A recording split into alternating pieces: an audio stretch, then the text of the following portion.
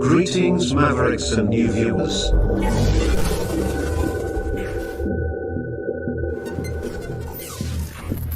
Tonight, direct and live from the Maverick News Network World Studios. This is Maverick News with Rick Walker.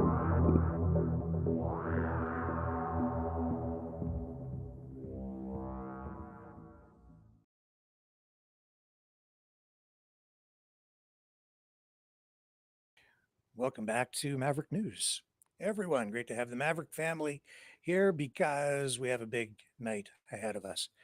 Exploring the Charlie Kirk social media backlash. And I say social media because I would say most of it is online, although it's generating all kinds of real world responses as well. Massive protests that continue today and will, I think, possibly even continue tomorrow. And to help us make sense of that, put some perspective on it, I've asked Brigitte Belton to join us because she wrote a very interesting Substack article directly related to this. And there is so much to unpack. I thought we have to have her on to really help us navigate through this social media and real world Charlie Kirk minefield. So stay with me. We'll be right back after this, and then we'll start digging into this story that continues to dominate headlines tonight.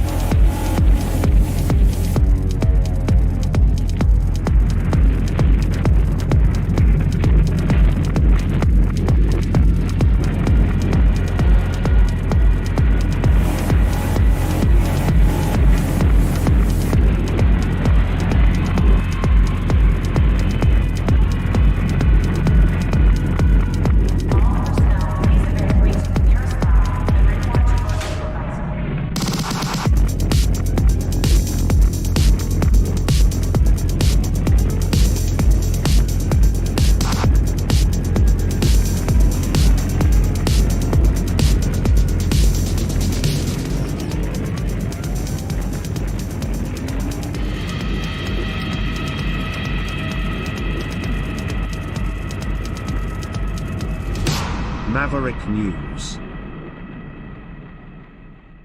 The world is watching. Let's bring our guest in for tonight, my co-host, my wing person, direct from the cab of her truck someplace between the here and there and somewhere out in the real world, Brigitte Belton. The real world. Yes. Yeah. Thank you. I prefer the real world. The social online world is a little bit nuts. It is. Which brings me to the point of having you here, your Substack article, which I had the privilege of reading. And Thank you. Why don't you give people the gist of what your Substack article is about without reading the whole thing, because we want them to go read your Substack article. Absolutely. Hold on. Mac has decided he needs some attention. Hi. Oh. Hi. Okay. Got him back this week. So my Substack, actually, what happened when I saw the Charlie Kirk stuff unfold was I was like, this is a pattern. I've seen this pattern before. Yeah. And I was like, oh my gosh, we're being played again. And we are absolutely being played again. Not that Charlie Kirk's death didn't happen. There are some people that say that. I'm like, yeah, I don't know. I saw the video, shortly after it came out. No, I don't buy that. There's conspiracies can go anywhere. And I'm like, no, I don't buy that. But hey, and I think that's really bad to talk about somebody. I mean, he's actually not with us anymore. Right. Mm-hmm. So, that we shouldn't be doing that. But then I saw this site come up, charliesmurderers.com. And I was like, what's this? So I go check it out. It's a repeat website of convoytraders.com. So I was like, wait a minute. So I did some digging because I'm naturally a curious person. Yeah. And I find out the registration. Well, what does Iceland have to do with Charlie Kirk in the USA? Right. So then I look into registrars that are in Iceland. Oh, they're typically scam sites. Then I look into the phone number attached to the charliesmurderers.com site, Yeah. and it came up with known spam from Quebec, Ontario. I'm like, what? Really? Okay. So I'm doing some research. We're driving and I'm doing research, um, and then I'm Just let me like, pause for a second. Do you think I should bring the website up so people can see it? You've already given them the yeah, URL. Yeah. Okay. absolutely, absolutely. And I wouldn't be surprised if I'm on there tonight, actually. But hey, whatever. Okay. Here we go. It's All been right. an interesting day. All right. So there's the website, and Yeah. please continue. Okay. So if you go and scroll down or to the donation, they have a donation button. What do they need a donation button for? Donations, but where are they going? Charlie Kirk is not with us. Like, right? But they're only taking Bitcoin. I'm like, oh, wait a minute. That causes a red flag for me. Why not put your email address up there and do email transfers, right? If you're legit, you should have some of that kind of information up there. Join our mailing list. Okay, well, I didn't join it, so I don't know where the mailing list is coming from. And then I see the X account, and it's the same thing as the Convoy Traders, except Convoy Traders now, because I went and took a look at it after seeing Charlie Kirk's website. It's not his website; it's someone else's website completely. And when I started looking into it, I went back to the convoytraders.ca website, and sure enough, Dean Pierce shows up, who is an IT specialist for Scotiabank. Well, what's he doing there? Why is he on there? Was he directed by Scotiabank? I don't know. And Scotiabank is one of the ones that seized funds from me. So now I've got even more questions, right? But the Substack is really good, and people really need to go look at it. I don't hate Charlie Kirk. I actually, until it happened, I really didn't know his name. I knew his stuff. I had seen him. I had followed it. You like follow the reels. But I really didn't know a whole lot about him. I knew of him, but not really who he was. And I'm not alone. A lot of people that are following that X account are the same. You'll see their posts didn't start until after Charlie Kirk's murder. And I'll say murder because I believe it was a murder. But the fact that these people are now grouping together for cancel culture is an issue. They can no longer say they are better than the left because they are doing exactly what the left did. This is a repeat of Convoy traders.ca. And just You're tell me outing people. what was convoytraders.ca? What was that? They actually, and there was actually either a Facebook or an X account that was Convoy Traders BC, where people were posting pictures of the trucks and the businesses that associated with Convoy. Oh, okay. All right. Yeah. So this was sort of an anti-freedom movement or anti-convoy online doxing effort. Yes, absolutely. And that's exactly what these people are doing under this event, Charlie's murderers, right? Those Charlie's murderers. Yeah. Yeah. Like, how do you call these people murderers? Like, they didn't do anything. When you say these people, I'll go back to this. This is the website. So when you say these people, I guess this is, what is it? They're posting pictures of people they want canceled, right? They attacked Rachel Gilmore, and she got messages By her own account, she says like rape, murder suggestions. I'm like, how are you any better than the left? Yeah. Like, you're not. When you're doing things like that, you are totally, totally not cool people. You are absolutely disgusting people. That's disgusting. It absolutely is. I'm not sure. I mean, Rachel, I think, is the first page on there, or first person on there, or at least she was. So now it looks like something's changed on this website because didn't they had the listings on the website, didn't they? Yeah. Yeah, it was So there just a few hours ago. maybe I'm not clicking on the right thing. It was right at the first page, and all you had to do was scroll. On home? Yeah, It's just keep stopping here scrolling. now. Ah, They have 50,000 entries. 50,000 people that they want canceled. right. Yeah, there's something going on with my computer. I don't know why I Maybe think it's just this. not loading properly. Yeah, I But don't think it was I did see it. listing everybody. Yeah.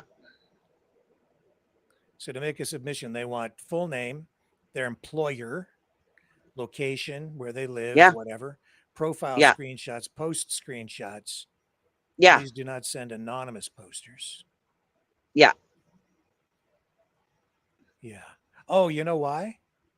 They probably want my email address Probably. to get in there. Right.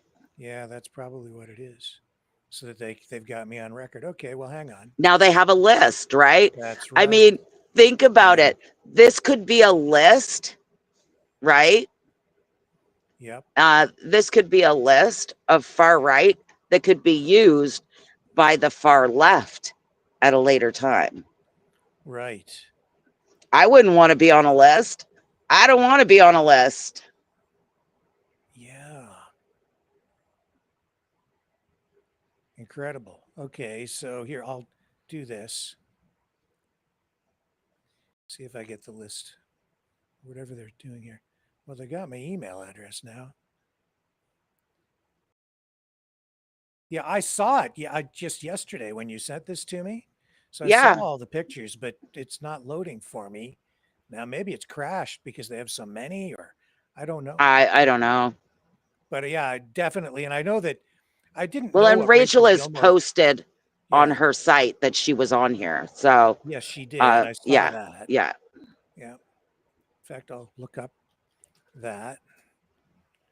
And so the point is that we have all these people who are freedom people who were complaining, especially during the pandemic, that they didn't have a voice, that they were being canceled, kicked off social media, losing their jobs, not able to, drive a truck or get on a bus or ride a Right. train, et cetera, et cetera. Now it's That sort was of the done other by way. the government. Right. That was done by the government, right? Yep. Now we have the far right doing that to ordinary citizens. Yes. How are they any better? How are they any better? How are they any better? I mean, this is the whole thing. What happened to Charlie Kirk is absolutely 100% tragic. His kids now are without a father. Yeah. His wife will have to raise them alone unless she remarries, at some point in the future. And she's not even thinking about that right now. But I mean, all of that is horrific. And people saw it. People were in the audience. That's horrific. Yeah. Right? I mean, And yeah. here, get this. I mean, this has to be coming from this website has to have a serious Canadian connection because Rachel Gilmore is sort of Canadian. an independent online social media influencer from, as you say, Canada. Yeah. And she is number one on the website. She's like the world's most wanted. Right. I feel so sorry for her because I have been attacked by some of these people, and I think they have mental health issues. We really need to bring these people in for mental health issues. I mean, they see one line and they forget everything else. It happened to me today. It's just like I'm looking at I've got a US influencer saying, Oh, I'm calling your boss and have you fired. Oh, okay. Well, do you want my phone number so you can call me and fire me?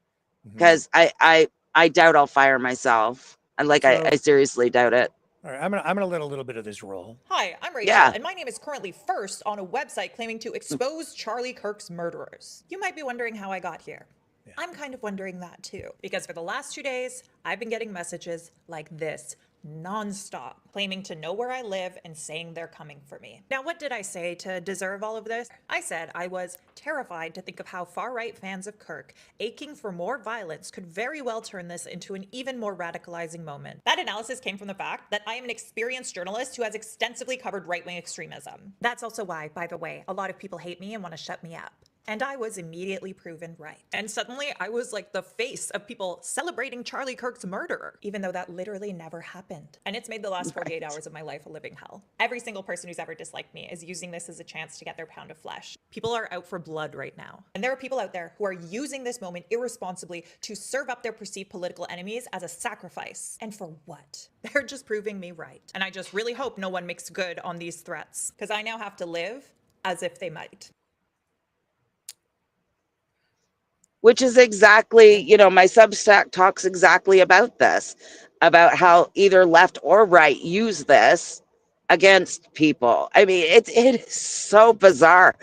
And again, if you would have asked me in 2019 or 2015 if we would live in a world like this today, I would have laughed at you. But honestly, people have become unhinged. You can put 4 words on the internet and people are unhinged. They're just unhinged. They have no It's self-control. Yeah, and she's not wrong. She does have to live like it's a real threat because look at what's happened just within the past 20 minutes to half an hour. This is the headline that is now emerging. 2 arrested after explosive found under news media vehicle in Salt Lake City. Oh my Two gosh. two men just arrested just within, I'd say, the last few hours. Now emerging on media. 2 men arrested, explosive device found under news vehicle. Adib Nasir, 58, and Adil Justice Ahmed Nasir, 31, both arrested for the offenses of manufacturing or possessing a weapon of mass destruction, threat of terrorism, attempted aggravated arson, and possessing or removing incendiary items and their parts, according to an affidavit of probable cause. Police documents indicate that the Salt Lake City Police Department bomb squad, along with the Unified Fire Authority arson bomb squad, responded to a suspicious device in Salt Lake City. It was reportedly determined to be a real explosive device that was placed under a news media vehicle that was parked near an occupied building. It didn't go off, is what happened. Right. And so, very lucky that more life wasn't lost. Very real bomb, very real danger, very real, obviously, mental illness out there because you have to be nuts to do something like that. I don't care how much you may think that the mainstream media is out to, trick you. All right. Right. You don't do that. I mean, some of the things that people posted even to me today because they misunderstood a post. Um, I wouldn't say to their face. I wouldn't dare even go to their home and say that. I wouldn't say that. These social media influencers are so connected within their little networks that they say something and they have, 25,000 people go after someone. It's absolutely disgusting what these people do. And that Yeah. is targeting harassment online. And I think some of these people, whether they're left or right, I don't care who they are, should be brought to task. This is not freedom of speech to target someone or suggest you're going to take somebody's livelihood. Everybody has the right in the US of the pursuit of happiness, and those people are taking away their constitutional rights with what they're doing with the charliesmurderers.com. And the funny thing is that website was up very, very shortly. And there were people I knew from social media attached to that site. it had a bizarre growth, 31K in a very short period of time. Mhm. So, yeah. Yeah, this stuff is not, it's not organic. It is, It's not organic. yeah. That means that the social media companies are involved and probably government. Right. Yeah. See, and we have actually the cancel culture happening right below um in your comment section. I can see them and I'm just like laughing at them going, they're absolutely incorrect, but hey, whatever. They decide to participate in online hate and harassment, and Yeah. I guess until they get a knock on the door, they'll continue. Yeah, and I've been seeing tons of this online. It's terrible right now because you're really kind of getting on the one side, you have people celebrating in some cases the Yeah, that's kind assassination of of a sick. human being, which is gross. And then on Yeah. the other side, you have people calling for those people to lose their jobs, or even other Yeah. people. You're not, and they've elevated Charlie Kirk to this, um, He's this going to be a position. martyr. A martyr He is a is what martyr. he's going to. Yeah. That's what they've turned him into, a martyr. Yeah. I literally saw a meme or like a image of him with some civil rights leaders and Jesus. Okay, I haven't seen that one. Yeah, I I saw that did see yesterday. one yesterday, which it totally creeped me out. It was like a million Charlie Kirks in the street. And I was like, my comment was like, I can't remember the exact wording, but it was like, this is the creepiest pic I've ever seen. Yeah. No one is Charlie Kirk, because we're not. I'm Brigitte Belton. I'm proud of who I am. I mean, you're Rick Walker. I'm sure you're proud of who you are. And then I said, thank God he's dead, because I mean, it wasn't thank God he's dead as in thank God he's passed. It's thank God he's not here to see what the far right nutcases are doing. That's what the contents of that was, right? But Yeah. of course, you've got people that don't ask questions, read just the last line of anything and go, that's what she meant. Well, how do you know? Did you ask me? I mean, this Yeah. is why I use AI to help me write content, because sometimes I'm a little short in how I say things, and people that aren't, intelligent enough to ask questions assume they know what I'm saying, and they don't. Well, when I And read I'm your I Substack am on this, yeah, I got it. It was pretty clear to me, right. and it's pretty And the clear. Substack was written before my response to that picture. I just found it creepy. It was a really, I didn't get a good feeling from the picture. I found it very creepy, Mhm. and that's how I personally saw the picture. It was creepy. I saw other great pictures of him with his wife, his children. Those were great pictures, but that kind of creeped me out, because are we the Borg? Are we all thinking with one brain? Because that's what's happening. We're thinking what this podcaster says. We're thinking what this podcaster says. Nobody has their own brain right now. And it's so frustrating to watch. If people would just stop, ask questions, talk to people instead of assuming everything. I mean, that's what they're doing. They're assuming they know you by four little words, you know? Yeah, and the emotion is driving this on both sides. Yeah, Well, and that is the truth. And because it's just demonstrably true, you can show both sides uh, adding to the division. And this headline on NDTV World: after Charlie Kirk's killing, growing chorus of conservatives want his critics ostracized. And it's true. They've taken him and elevated him to this position of a sacred uh, image or symbol of something. You're not allowed to criticize him right. Well, before, and either now or even before. what You know, we say we're for freedom, Yeah. but that includes everybody's right to speak. The one thing I did know about Charlie, because I had watched his reels before, I just didn't have a name to attach to him, right? Mhm. Was that he allowed people to speak. We are shutting down communication. Well, the right, far right, is Yeah. shutting down communication. You are not allowed to speak. You are not allowed to have an opinion. You are not allowed to have a job.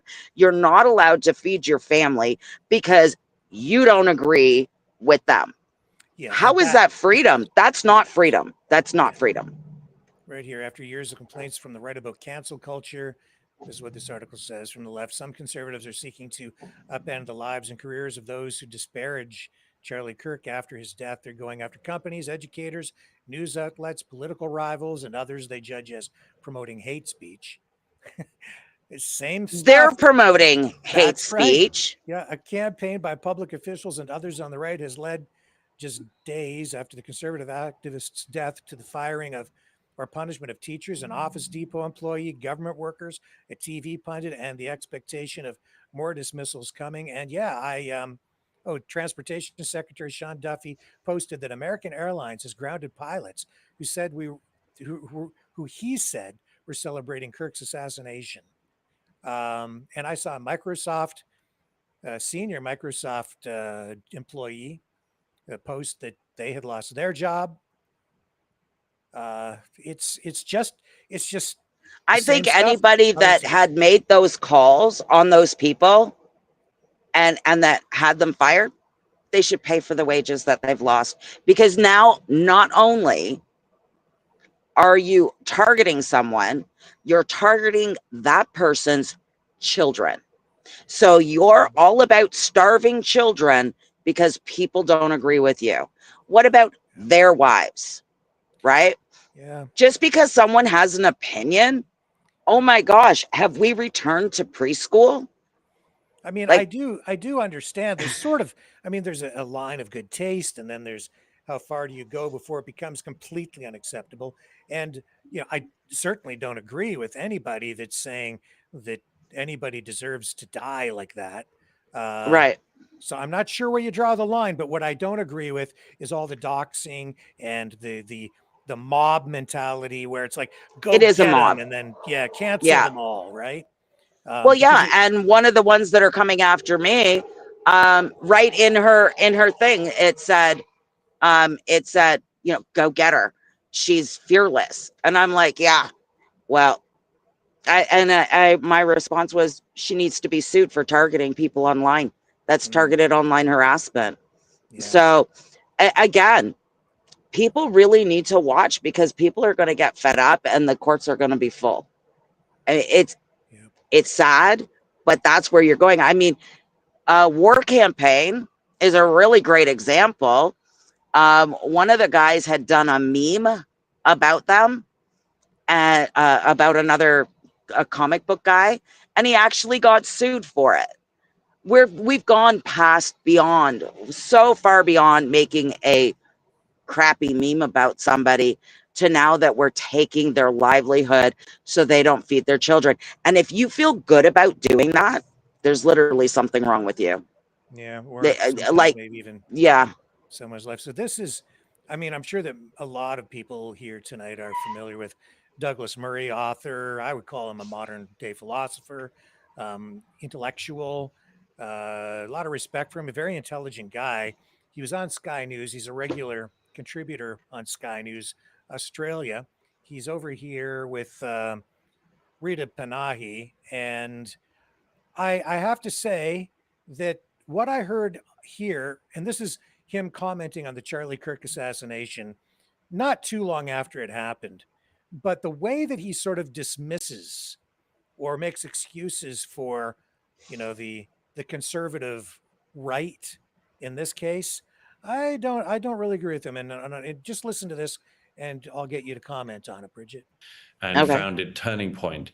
Since then, he had always made an effort to stress this point that yes, you need to be able to talk. You need to have differences of opinion out in the public square, and that it is the best way to avoid a descent into political violence. And although he made that point so often, so many of his critics, most of whom I suspect really never listened to anything that Charlie said, demonized him, misrepresented him, and did that classic thing that unfortunately so much of the left does, which is to regard their political opponents not just as wrong, but as evil.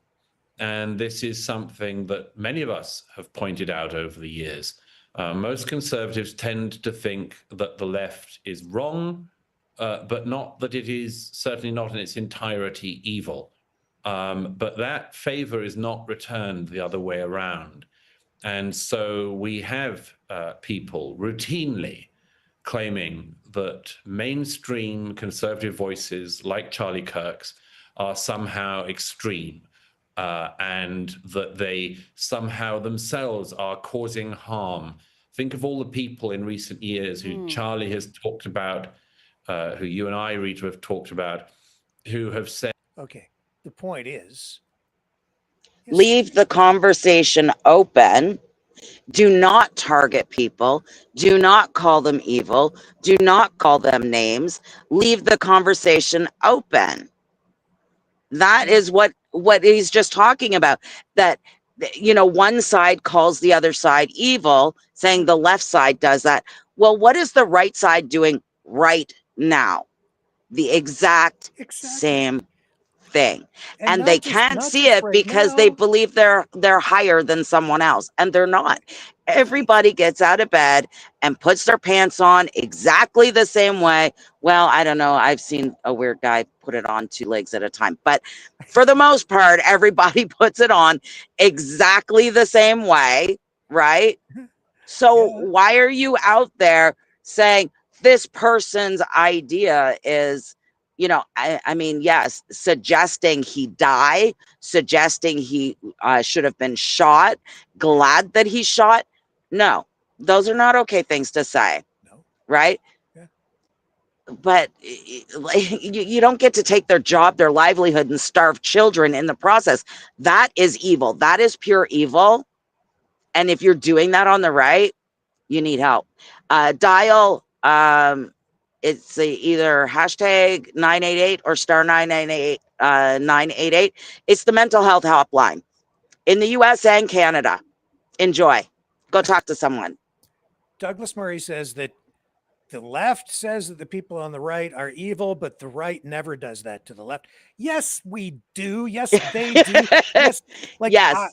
I see people around me all the time saying that. In fact, for the people who are sort of, you know, very... They're in your comments right now. There you go. There you go. They're right in your comments right now. The people who are, you know, very Christian oriented, what do you think they talk about? The whole thing for them is about good versus evil. We're in a spiritual war. These satanic pedophiles, right? They are pure evil. Look at Alex Jones right here. You're telling me watch leftists channel evil incarnate and celebrate the assassination of Charlie Kirk, he posts. Rest in peace, Charlie. Channel evil incarnate. He's calling them evil. He's been lizard brain swamp people from hell. You know, I saw that video. She's kind of off. Like, I mean, I was like, oh my gosh, you did not say that. Like, that's not right. He's got like no issues with, well, I mean, it's a big issue to listen to what these people are saying about Charlie. It's gross. I'll run it. Please let the rumors be true. Let the gossip be reality. Please. So on behalf of everybody else, I got this shit. Fucking stoked right now. You want to know why I'm so fucking stoked? Go ahead and Google Charlie Kirk. Charlie Kirk was a fucking Nazi. He was a fucking Nazi. And you know what kind of Nazi is the best Nazi? A dead one. So, okay. But the people like Alex Jones has been doing it for years. I hear Both sides are doing it, but people become isolated in this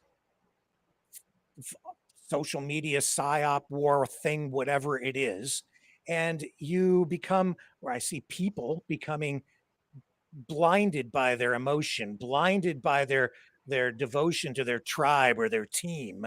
And so their side can do no wrong. The other side is pure evil. And both Yep. have the same mentality. Oh, absolutely. And it's on Absolutely right there. do. Alex Jones is saying that they're evil. They're saying that the right is evil. And Douglas Murray is over there saying, oh, no, the people over here with me, they never say that the other side is evil. Are you freaking kidding me? Listen to the pastors. Listen to the Christians. Listen to the white Christian nationalists who talk about the evil left, the godless communists, pure evil, satanic lizard-brained, whatever. Thank you, Alex Jones. It's just right. Yeah. So if you can't see that you're being manipulated at this point, folks. Well, and I mean, they're supporting this website that's all about manipulation, about gaining dollars off a dead man. I mean, that is gross on its own. And the right is supporting it. Where is that money going to go? I mean, that is gross. And the t-shirts are out, you know? I mean, the merch is there's t-shirts. I mean, do a quick search. I mean, some of them are actually kind of nice. I was thinking of the 31, but I would rather see that money go to his wife. But who's making money off Charlie Kirk's death?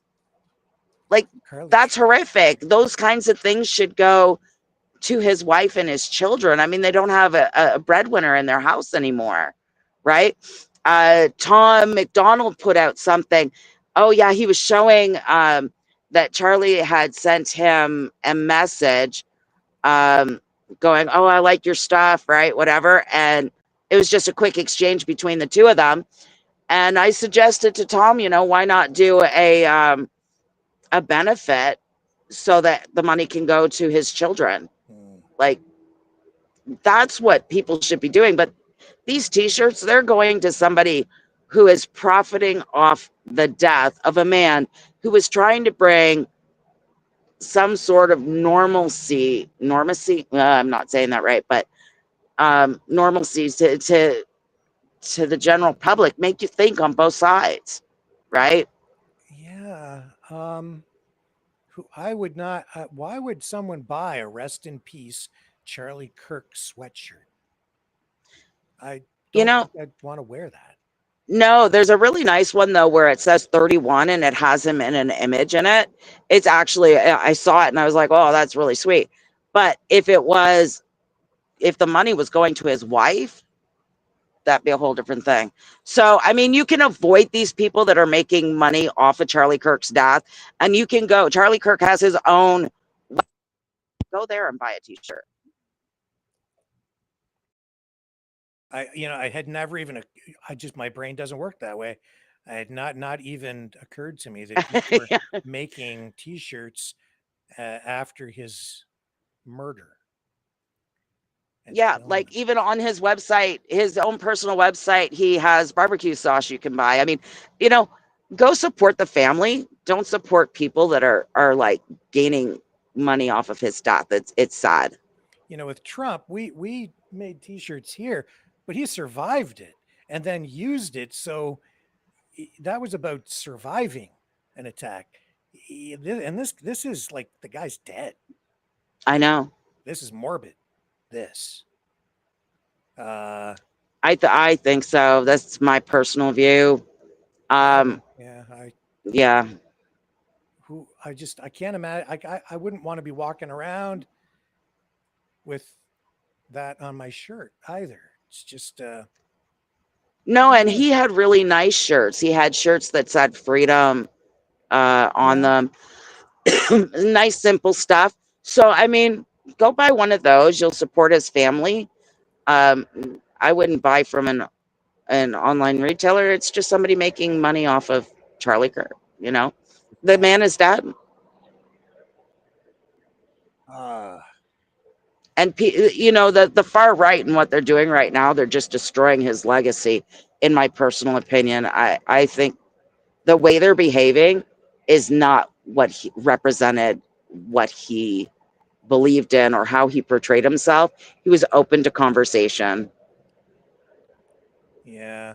See, here's Alex Jones again. Like, I'll run this. So it's like, the other thing is I'm seeing constant videos right now of like, oh, look, and this was even from yesterday at that protest in Toronto. And I saw the, sort of the freedom, some of the freedom influencers down there, Right. complaining that, look, they're calling us fascists. They're calling us Nazis. We don't ever do that. And yet here's Alex Jones. The ADL will infiltrate employees into your business. My instincts, my soul says, we have got to admit we have a global corporate takeover, a mad scientist, and we have to peacefully dismantle it. But we cannot play their games because these eugenicist super Nazis have hired leftist groups like the ADL to be their front. We have to transcend that and not become Kanye West. Okay. That's just like, so the leftists, not just Nazis, they're super Nazis. Everybody's a Nazi, I guess. Left, right, center, everybody's a Nazi. Let's hate everybody. You know what? The best thing that's happening between the US and Canada right now and all of this, it's the best thing for the government. Right? Because the people are at the people. When the people are at the people, the government wins. Yes. So if you want the government to win, be people at the people. Yeah, in fact, that kind of, I took note of something here. Let me bring this up. Let me take a little break. I've got something I'm going to share with people. Okay. Okay, hang on a sec. The information war is raging. Truth without integrity is worth nothing. Maverick News. Because those who have power and those who seek it must be held accountable. The world is watching. Join our family of truth seekers.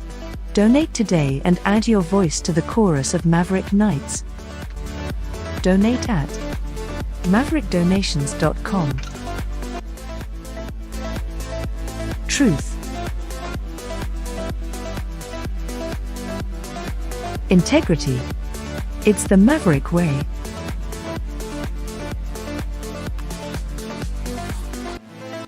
Maverick News. The world is watching.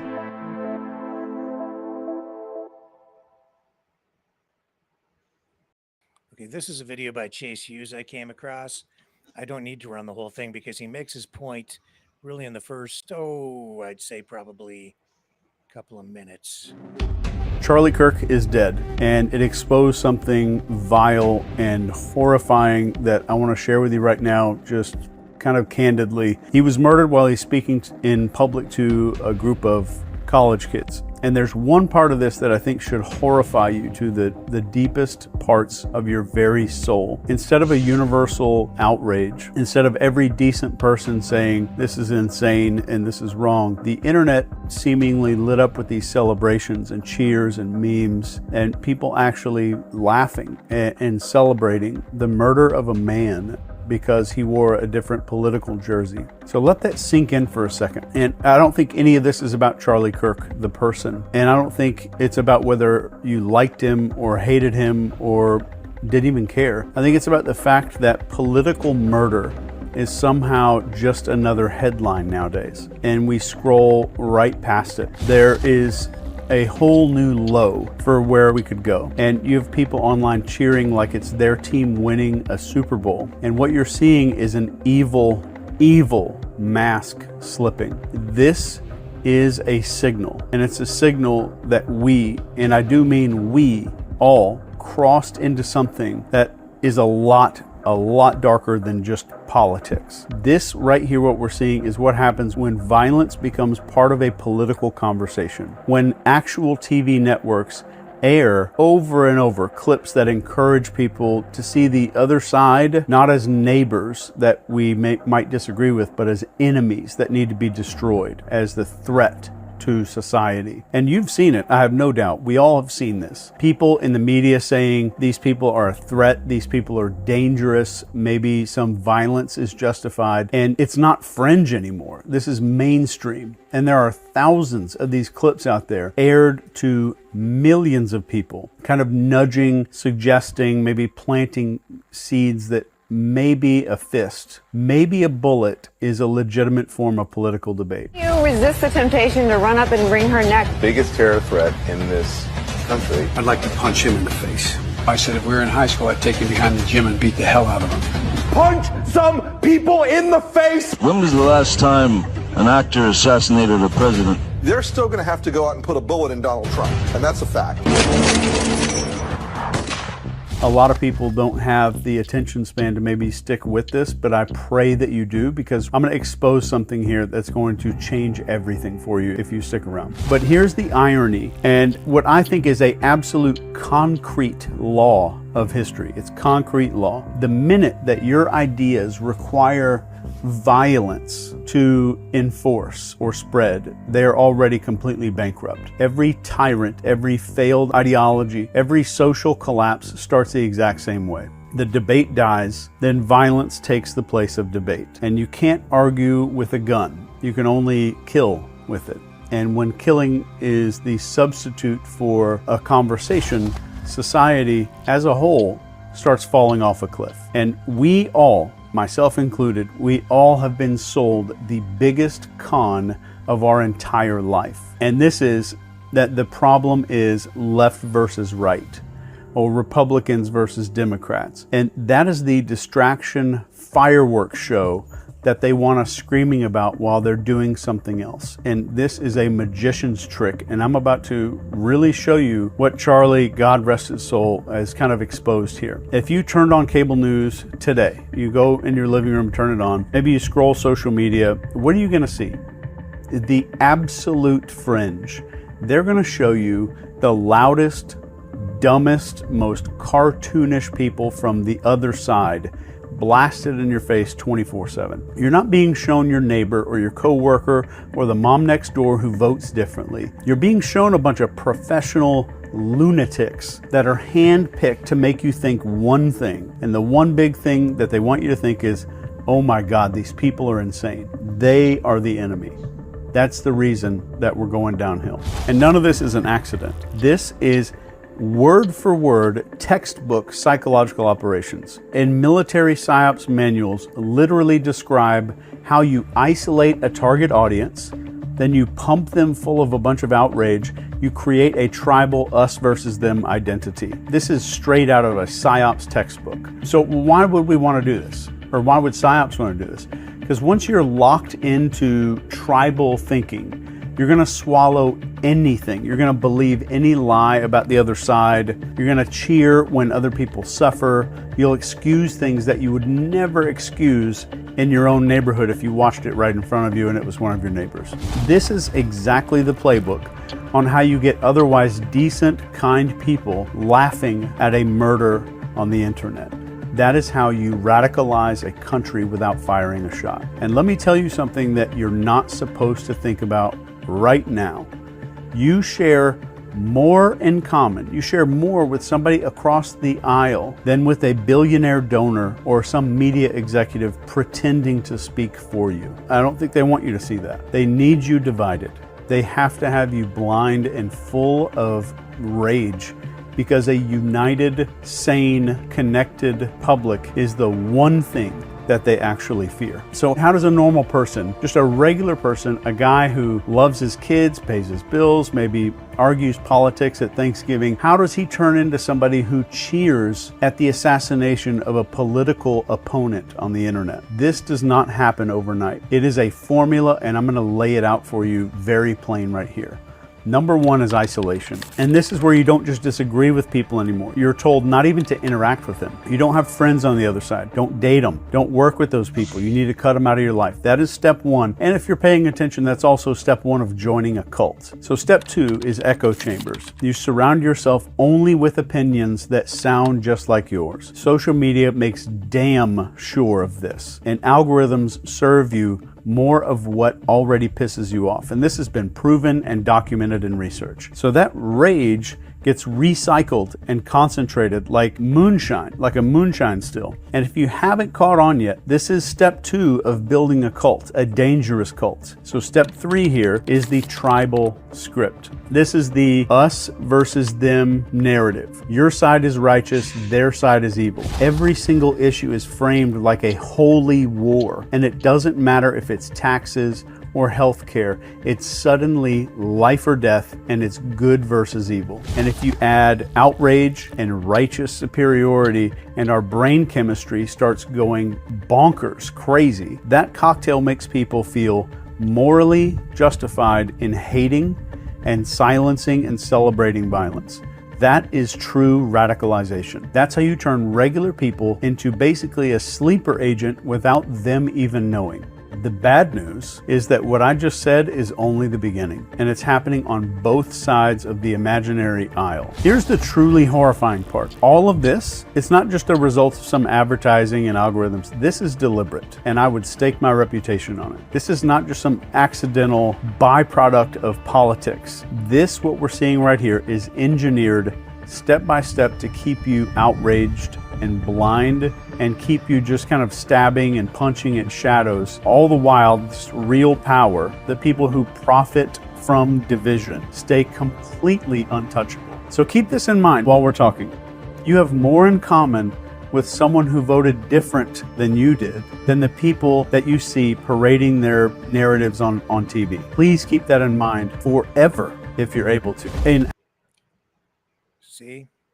Who is that guy? And can you send me that link? Yes. Because he is absolutely right. This is the last 3 years of my life.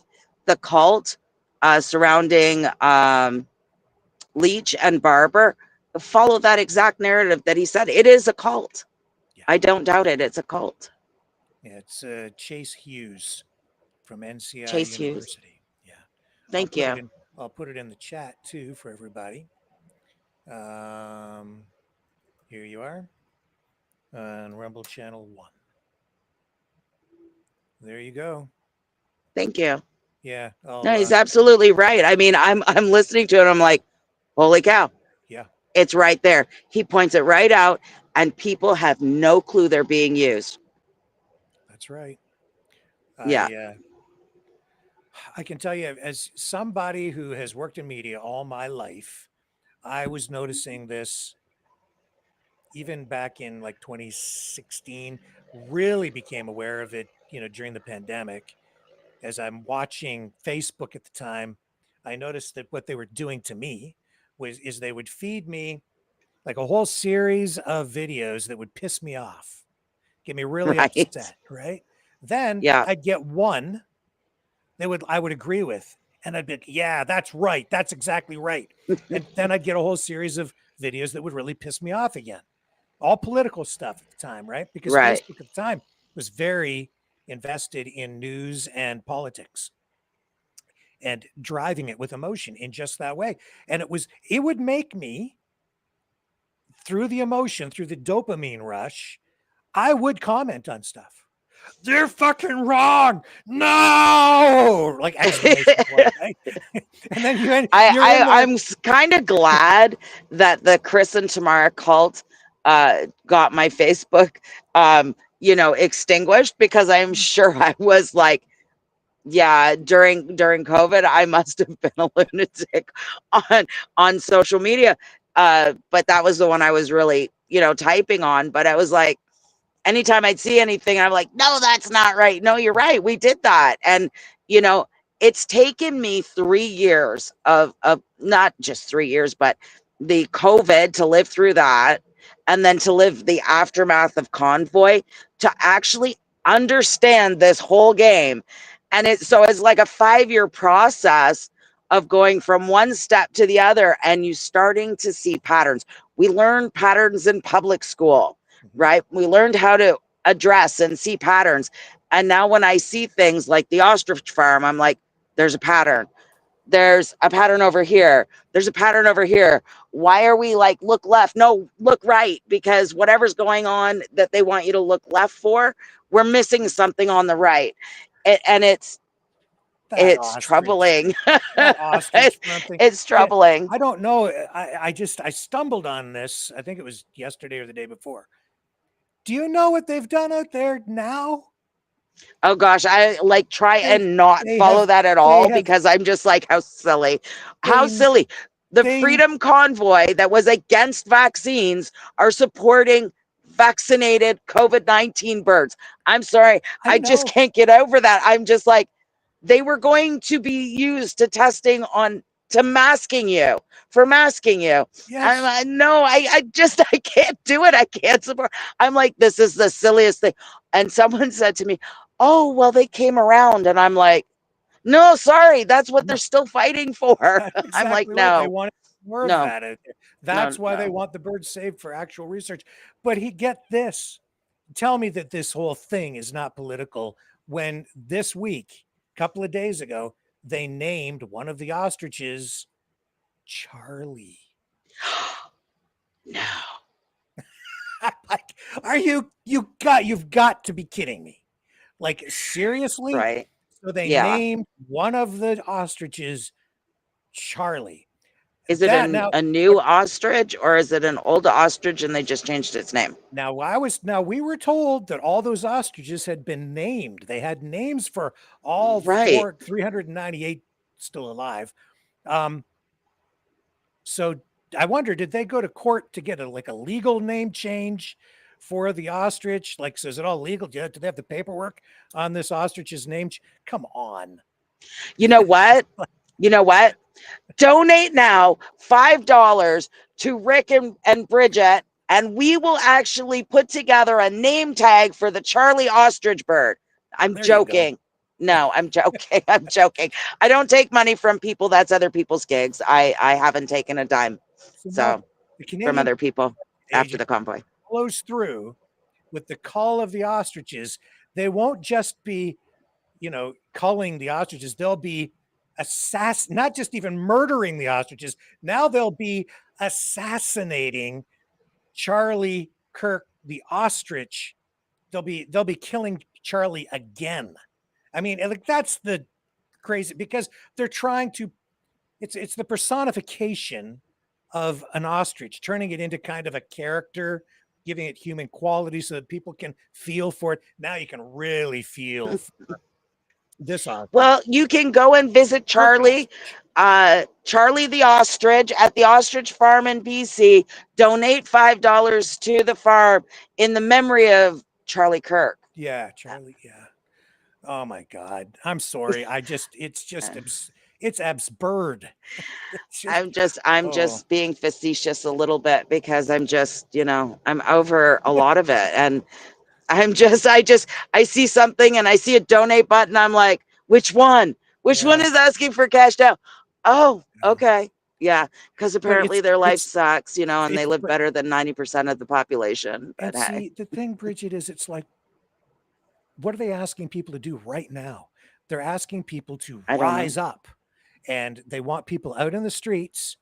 I think even tomorrow again, if I'm not mistaken, for a big thing going on. So and some of it's pretty freaking radical.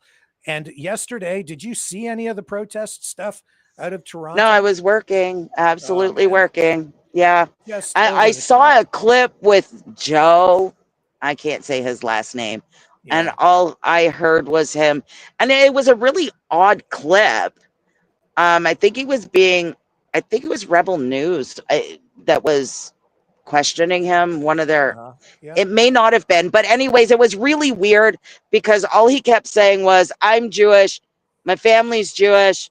I grew up Jewish. And I'm like, yeah. And like, what's your point? Like, but they didn't say anything else. Just a repeat of, I'm Jewish. My family's Jewish. I grew up Jewish. And I'm like, what does that have to do with the tea in China? I didn't Well, understand the because he has clip. to prove that he's not a white supremacist Nazi.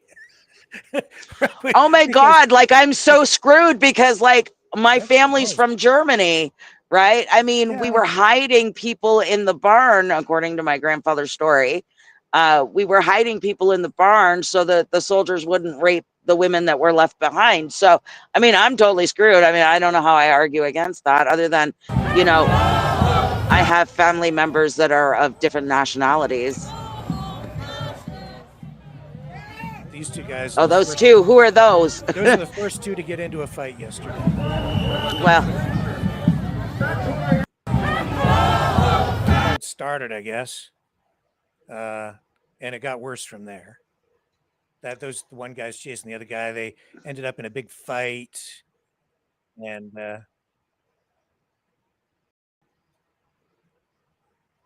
I'll see if I can find something else. But the whole thing, in the end, the Canada First, freedom, however you want to characterize them, they ended up going down to the Christie Pitts park, right, where back in the 1930s there was this really well-known historical like rumble that took place between, I guess at the time, Nazis and the Jews and the gay people or whatever, and so I mean, they wanted to relive this essentially yesterday. A lot of these folks, and they almost kind of got their wish because there were 10 people arrested.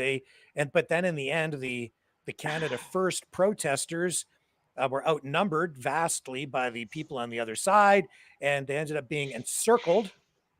So they got flanked basically because Joe, what's his name, Mandijar or whatever, I can't say his last name. Yeah, he didn't think and far enough I hate to ahead. butcher people's names, so Yeah, and so the other side came and they just used better strategies, so they got surrounded, and the cops had to protect the Canada First people, as I understand it, and then they kind of had to leave the Christie Pitts area with their tails between their legs, and they went into the downtown Toronto area to continue their protest there. Like, are people aware? I just want to know if people are aware that people are paid to protest, and people are paid by big organizations. They may not know who's paying them. There are actual agencies within Canada and the US that actually pay people to do things like Joe's doing, to do things like Convoy did. I mean, none of us were paid, as far as I know, to go there. I did hear of envelopes, but there's no proof of that. And I'm not going to say who, because there is no proof of that. But there are big money that is put behind these people, and they are propped up through news media organizations. It's all propaganda. You are being fed what they want you to what they want you to know. Yes. They are showing you, what they want to show you. That's like, most people don't know Rosa Parks was not the actual first Black woman to refuse to go to the back of the bus. It was actually a 15-year-old girl, but the NCAA decided that girl was not representative of the movement, and they chose Rosa Parks. So it's like, people don't understand. This has been happening forever. You are being led a certain way. Those people are paid, whether they're paid in clicks, likes, vacations, whatever it is their deal is. And I met some of these people on a bus in Mallory Town. They were going for the Palestinian protest while I was working. And it was an old guy. He goes, "Yeah, I'm making some money. I'm going to go protest." I'm like, "What?" There was a bus of them, 3 buses coming out of Toronto. Paid protesters, paid to agitate, paid to not agitate. It all depends what the person that's hiring them to do is paying for. Yeah. Because they want people fighting in the streets at each other's throats. They want, oh, what did we reveal? about some aspects of the convoy just recently. Photo ops. They want the Right. photo op, right? Just like this Yeah. from yesterday. Yeah. Hey! Hey! Fuck you! No. You're under arrest. You're under arrest for assault. Hands behind your back. I got it. And who's there? Rebel News, right there. Oh yeah. Right? Yeah. You know what I Yeah. did yesterday?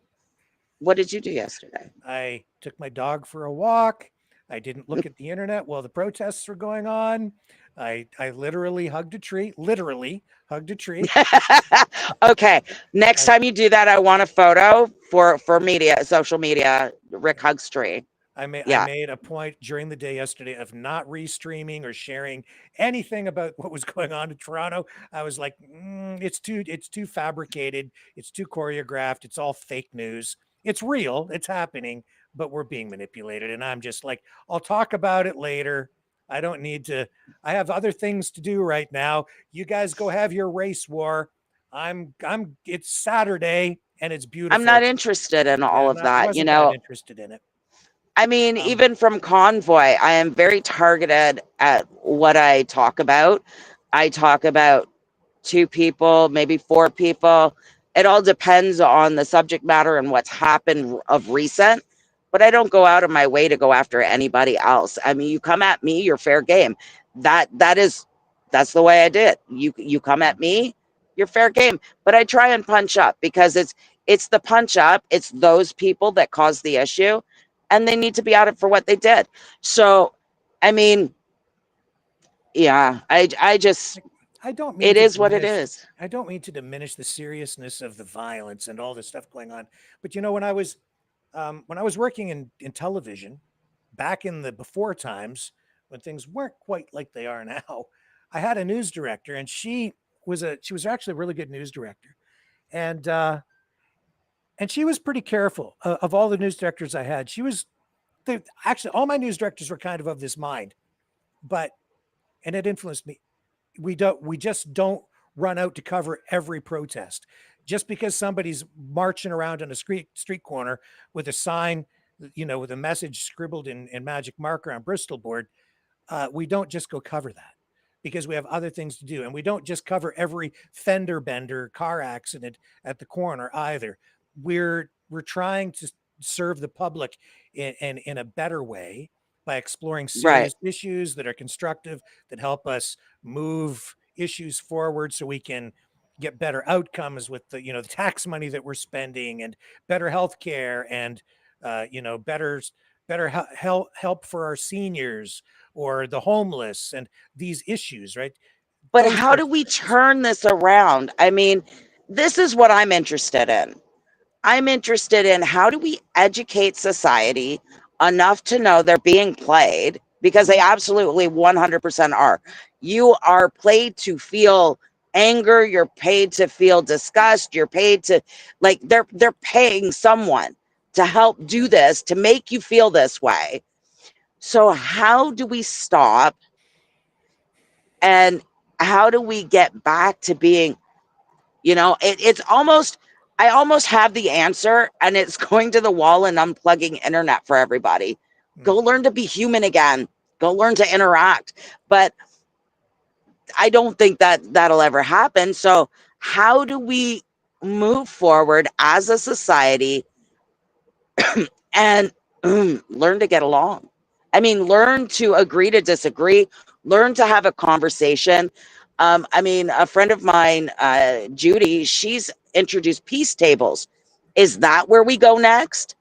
I mean, what is it that we do next to make society better? Because it's not better.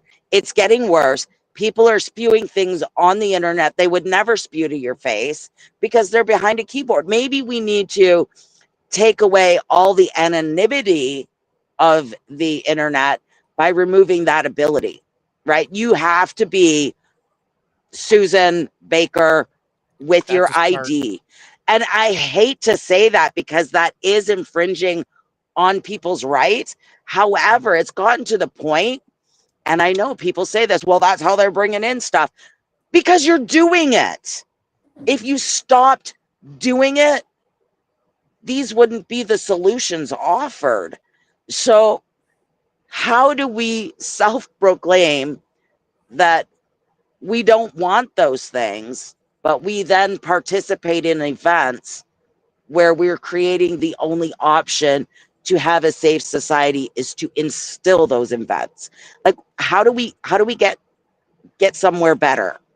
Well, Your thoughts? I think this is a first step, the most important step, which is to make people more media savvy, more educated, aware, so that you're able to recognize what is being done to you online and even through television and other media. I, having worked in media all my life, I think I've been able to navigate it a little bit better than a lot of people, but even I have had difficulty because it's a new medium. And now with AI, I've had a lot of trouble navigating through that. And we will continue to have difficulty increasingly as the AI technology improves exponentially and at a much faster pace. But people are not prepared for this. That's why what we're doing here tonight is so important. I think it's the first step, and then we need to develop a plan beyond that, and we can have further discussions with it. But we're not the only Well, one. what's really sad is I asked Grok in my personal messaging with Grok, I asked him to describe how I felt or how I presented regarding Charlie Kirk. And basically, it came back with, she seems to be protecting his legacy. She's trying to get the right not to do what, and it was just along those. I can actually share it with you if you'd like. But I mean, it was all right there. And I'm like, and yet I'm being called that I was supporting and cheering Charlie Kirk's death. I wasn't. So how is it that Grok is smarter, and I will say smarter, than the average person on the internet? Is that what we're going to? Are we going to have to worry that people are going to be replaced by AI because they no longer have the ability to actually judge or work through issues emotionally and reasonably and effectively any longer? Will AI take over that? Because as a society, we are failing. You've touched on something very important, and it is much worse than that. This is what I believe, and I have empirical evidence that I'll point to right now to back up what I'm about to say, or my belief, because I don't think it's just a belief. You can see the roadmap. We did a program a few nights ago on technocracy, and I don't know if you're familiar with that phrase or what that's about. No, I'm but not. It's a very long-standing political movement with a lot of roots in Canada, and Elon Musk's maternal grandfather was one of the people instrumental in this back in the 30s in Canada. And oh wow, they believe that the world should be run by technates, which is people who are experts in fields, especially technical fields, and that they should not be elected but appointed and run the world. And so Elon Musk, if you look at what is going on, is sort of moving toward that, along with Trump, along with Duginism and some other political philosophies that really want to carve the world up into about 3 spheres of political domination, governed by, I've been talking about it for quite a while, and this fits perfectly in with that. But here's the thing. In order to achieve their political goal, and I don't need to get into all the nitty gritty, but there are even maps from back in the 1930s that show exactly what they're sort of doing right now. 51st state stuff flows right into this with Trump and with Elon Musk, all of it. Wow. Here's the thing with the AI. Just like all through history, when they're screwing with our economy, crashing things, destroying things. They need something to blame other than themselves. See, and what's going on right now is the economy is being crashed, and the Oh, oligarchs absolutely. are making like big bank on it, because when it's going to happen, you sell high, you let it crash. Now it's low, and you buy everything up for like 10 cents on the dollar at the bottom, and then ride that back up to the top. And when you're in the White House and you have the controls of the economy, the levers of the economy here through tariffs, you can control it all and you get to decide who's rich, who's not rich. That's what happened after the fall of the Soviet Union, by the way. And Right. the Somebody's economic, asking you to turn up the volume, read your chat. So I put it out there for turn up Pete. my volume. Yeah, he says your volume is low. Okay, well, I can do Sorry, there you go, Pete. I did my best. Thank you. You're welcome. Okay, I can do that. That probably fixed it right there. Okay. Let me know How is that, Pete? Any better. I'll watch the chat and I'll let Rick know. Thank you. Yeah, your audio is probably higher than mine. It's not equalized, but that should take care of it. Well, and I'm just naturally a loud person, and people misunderstand so that. Here's the point. What we have right now is you see people on the right upset about immigration, upset about all these Indian drivers, blah, blah, blah. People taking your job at Tim Hortons, and we're told, Pierre Poilievre is going to deport all the temporary foreign workers so that you can get a high-paying job at Booster Juice, right? So unless their families are already here, and then he will bring them over so that they can take over our senior social programs and be paid, right? Like, so I don't know. Here's I where just we're have going. to laugh. But here's where we are going. The technology is improving at an exponential rate. We have self-driving cars, self-driving trucks, self-driving buses. What do you think is going to happen in a few years to all these truck drivers like yourself? You're not going to have a job. Very, very stop few. it now. I'm sorry, but the taxi drivers, Uber drivers, all these, temporary gigs that people are getting, side gigs, right? Side hustles. Like I was on Indeed the other day looking around, and you can get what do they call it? The shopping thing, where you go shopping for people, but you have to drive. Oh, personal shopper. Yeah, that kind of thing. Or like Uber. It's like Uber, but you pick people's groceries, you go shopping for them. And there are actually people that do that. Oh yeah, there's a lot of people doing it. Anyway, I may have done that during COVID because I would have needed that service. But these jobs are going to disappear. Even those jobs will be gone. And when that happens, see, whose fault is that, or who is bringing that ours? No, it's our fault. No, it's our fault for allowing it to happen. Well, okay, but here's the thing.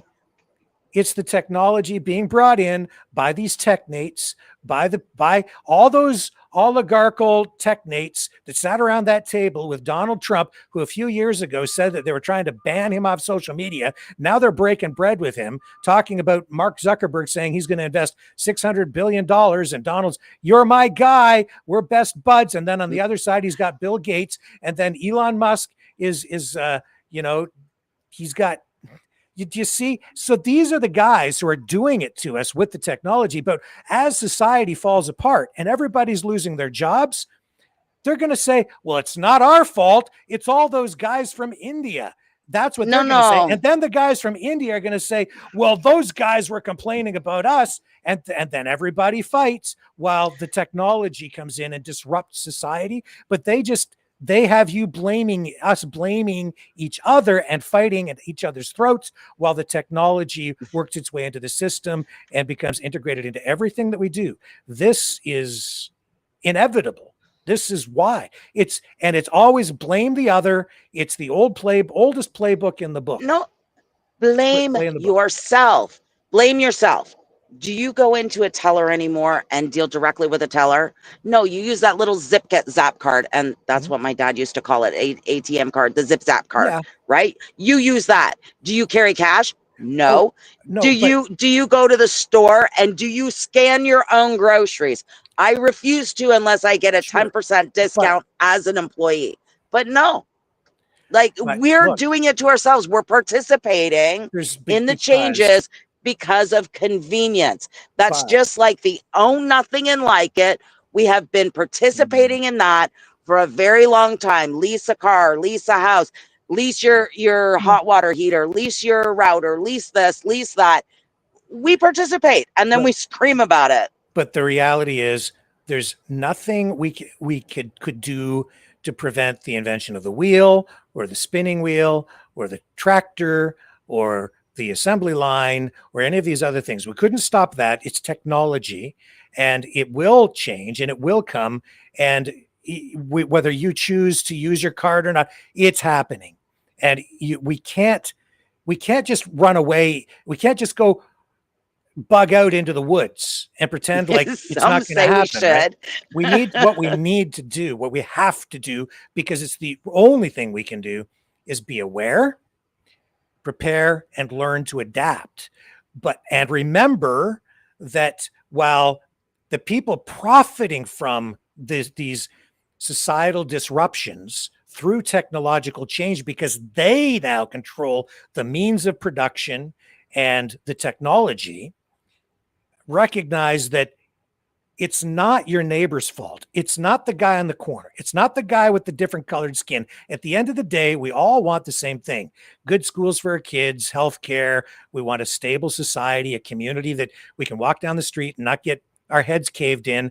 But that's not what we have even right now. I just saw a video of a guy getting clubbed to almost to death with tire irons, a parking cone, and sticks, because of all of this in our crap. community. No, not in our community. It was down in the States, but I mean, this is because of the Charlie Kirk stuff and all crazy. Right. This is what's going on out there. And that's because these technates, the Donald Trumps of the world, the Joe Bidens, all the political people, all the oligarchs, all the really rich people, they're just pulling strings and playing us like puppets. Well, yes. And that's what I'm saying. Because, I mean, you've got Andrew Scheer. Yep. Okay. I used to love that guy. I got to know him when he first was leader within the first term there, within his first mandate, right? Mm-hmm. As leader of the Conservative Party. And I was like, oh, this is great. He sounds really great. Then I see him on Rachel Gilmore's. Now, remember, she is a news. She's news. She's a journalist. She is not the opposition in the House of Commons. She is a reporter, maybe a good reporter, maybe a bad reporter, however you see her. But regardless, she graduated in journalism, and he's coming after her, having more people who know him and support words of, you should be raped, you should be murdered, you should be stabbed. I'm sorry. That is not okay. And I was the one saying, hey, they should give Andrew Scheer a second term try, because, just because he didn't win doesn't mean anything. It means that we don't know him well enough yet. Right. So now we have, though, him attacking, Rachel Gilmore. And I think that should be cause for dismissal as an MP. I don't care about the protections you have in Parliament. At this point, if you are going after voters, citizens, journalists who are working, you do not deserve to be in our House of Commons. It should be an end stop. You need to go. And don't get me wrong, like, this is happening on, all sides of the political spectrum of any parties that are in power. They're all doing it to one degree or another. They are. Here's the Scheer post. I just went and found it. So what did he post here? He says, imagine how twisted she has to be that this is her first thought after a man was shot in the neck for expressing his views. So much hate in her. And he's chiming in on the whole cancel Rachel Gilmore thing. Exactly. Right? Yeah. And he's promoting attacks towards a woman on social media. And I don't know if Andrew Scheer has been attacked or he's gotten attack messages in his email. Yeah. But I can tell you, it's very unnerving when somebody sends you a message saying you should be stabbed. Yeah. It's unnerving. You should be raped. That's unnerving, right? Yes, You that's should be murdered. I mean, that's a step above. And that's not the left saying any of that. That's the right. That's right. And I have probably very little, if anything, in common with this guy, but he lost his job, and I'm not sure what exactly it is he posted, but about Charlie Kirk. I'll let his post here roll.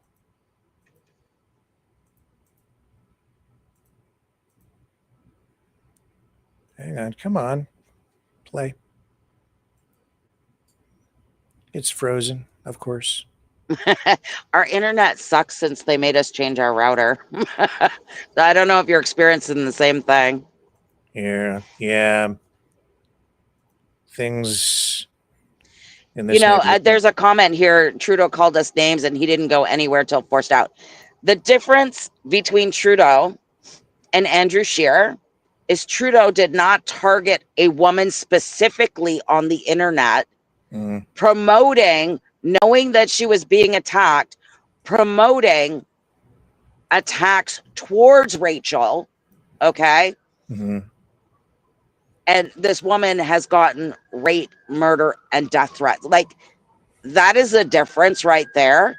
I do not like Trudeau. My personal feeling and issue regarding him, I mean, it stems from him taking my bank account and telling me I couldn't work and support my family, which is exactly what the right's doing to people right now. Sounds oddly familiar. Yeah, to a guy just like this. And like I said, I probably have nothing in common with him, really, but here he is. Are you gonna freeze again? Is that what you're gonna do, computer? After that big build-up again? Wow. It doesn't want to play this clip. Maybe we can find it somewhere else or a different clip. Yeah, I don't know. It was playing. Let me just do it this way. I'll reboot, because then it plays when I do that. Here we go. About Charlie Kirk on the day that he was shot. I said some things on Blue Sky and on Threads that I'm sorry, not sorry for, but I said them and I deleted them when it was requested that I do so by my employer. And then today on a weekend, I'm told that I am no longer employed at Microsoft. After 6 years, building the diversity, equity, and inclusion department from scratch, I lose my job because one of you, some random person, reports my posts to my employer, goes out of their way to find out where I work, and takes my job, takes my security away from me for a thought, for an opinion. And you talk about freedom of speech like you care about it, and you're just going to take my money, my life, my food off my plate? Yeah. Because I don't like Charlie Kirk? That's not okay. It is not okay to target me because I felt joy that day. I can't help how I feel. I felt joy. That's kind of weird. That's me. That's what I believe. That's what I think of him. I can't help that. No, I can. I don't know how you feel joy when somebody's murdered. Like, that's just weird. Everything he said before that point, I agree with. You don't have the right to take someone's job. You don't have the right to target them. You don't have the right to call their employer. You don't have those rights. Those are not God-given rights to you. That is when you look at yourself and go, I really need to think about who I am, because, I say this, if it happened to you and to your children and to your family and to you with your employer, then it had better be okay. But you know what it is, Brigitte? It's conditioning, and it's dehumanization. These are techniques that have been used all through human history to radicalize people, to get people to the point where You condition even soldiers to go out and kill other human beings so that you don't view the enemy as human. And what we've been experiencing here is fifth generation warfare, psyops, where people on both sides are being conditioned with information being fed into you through the internet, and in some cases, even distorted through drug use combined with the information coming in. Which, oddly enough, Rick, you know about the drug use, right? Do you know what the government wanted people to take drugs? They wanted to make them legal. Why? Because people on drugs very rarely effectively oppose government. So people are doing drugs. It was in the plan. It was in the manifesto that we saw, whether it's true or not. Back in a news clip article back in the 50s or 30s or something like that, that was surfacing around COVID. And it says very specifically, get the people taking pharmaceuticals, get the people on drugs, and we don't have to worry about them. Do we not have a fentanyl crisis, a pot crisis, all these drugs people are taking? Yeah. And cigarettes are no different. I won't say they're any different. I'm kind of hooked on those ones, but I mean, I don't do any other drugs. See, it's also the language. It's the way you describe the enemy. It's like we saw in that video. It's about isolating people and then telling them that your enemy, these people are not your neighbors, they're your enemy. And and your enemy is not human, because I've even seen politicians, and I'm sorry, but even Maxime Bernier, in a recent email looking for money, donations, email blast went out where he's calling immigrants parasites. Well, that kind of language is what is used to convince the public that these people are the enemy. It dehumanizes the enemy. Now you can do whatever you want. They don't have rights. You can just deport those people. You can throw them in jail. Donald Trump was calling immigrants vermin, which is the same. Didn't he arrest a senator or some high profile guy twice and send him into a camp? Well, not Donald Trump personally, his ICE agents. I'm just like, wow, that's a pretty big mistake. Well, this is what's going on down in the States right now. Is you have really, military or paramilitary out in the streets, the ICE agents out arresting people. Just you're coming with me. No due process. It literally is a show me your papers society down there for some people in communities across the United States. They're throwing them in the back of trucks, as I was concerned they might, and they are. And they're literally shipping people out of the country, deporting them to Central American gulags in El Salvador, where they don't have a right to a trial or anything else. This is appalling.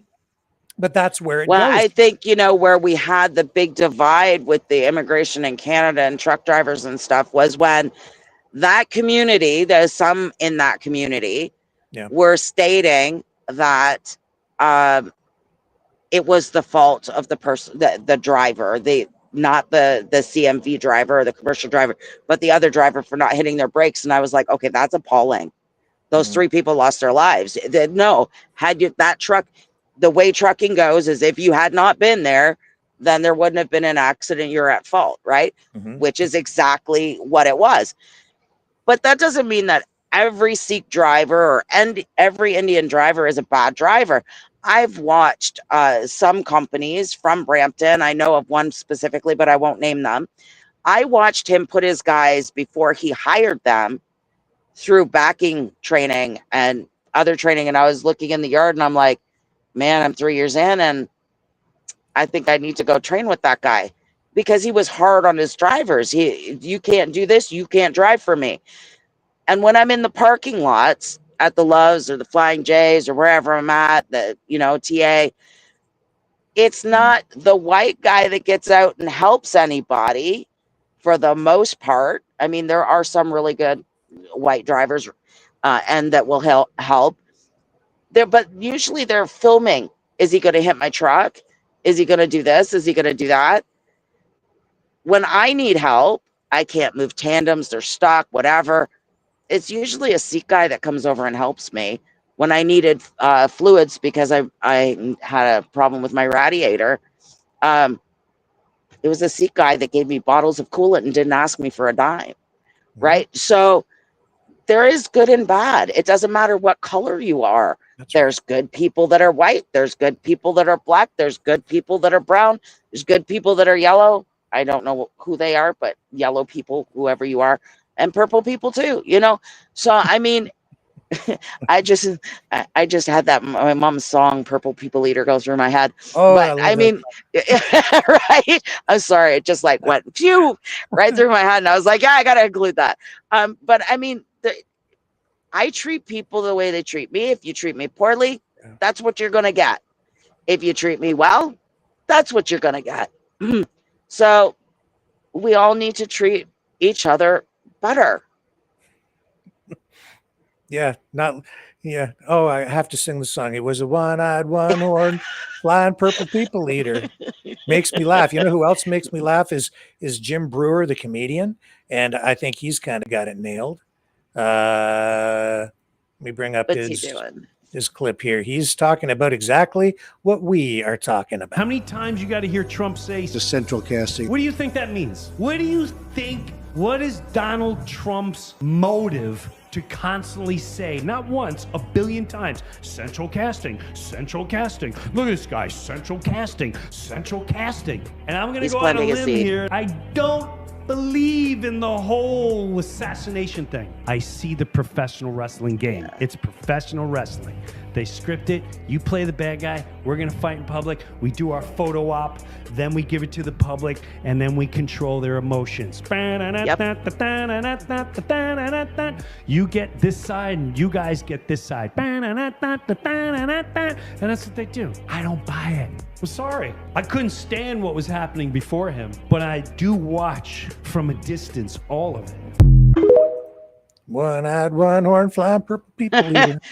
So I guess the question is, are you going to be the one who reacts and publicizes and plays the propaganda fed to you? Or are you going to stop, think, decide, calculate, and understand, and then go forward? I don't know. I guess, a lot of the people in our Twitch channel decided to go over and watch the Shadow Davis show, where you've got a social media guy agreeing with a woman who's lying to you about their stupid ostriches so that they can both lie to each other and perpetuate an ostrich psyop and talk about Charlie the ostrich and how the government's coming to assassinate Charlie the This is how we deal with it. Yeah. This is how we deal with it, Rick. Whatever. Good luck with you and your ostriches. Yeah. We wish you the best, but we have decided that we will not be involved in cult-like propaganda, and we are moving forward successfully without you. Thank you. Yes, exactly. Whatever. Right? Yeah. That's just the way it is. We don't have to support everybody's cause. We don't have to support everybody's issue. I just can't. I can't bring myself to support something that caused me so much grief to the point where I wanted to kill myself. Yes. Like for me, COVID was devastating. It may not have been for other people, but it was for me. So that is my line in the sand. I cannot, under any circumstances, support what terrorized me. And I will call it terrorism because it did. It made me physically ill. So that's terrorism, that's coercion, and that's not okay. Oh, yeah. So it's, I don't understand how people can be so blind and they just follow the latest thing, I guess. But this, they know they're being lied to, but that's the way the team's going. So you're not allowed to say anything against that. And that's really freaking dangerous. Well, that's like Nan of Many. Apparently, who's we, don't include me in your mouth. Until this very minute, and they put that message down there, I didn't include them.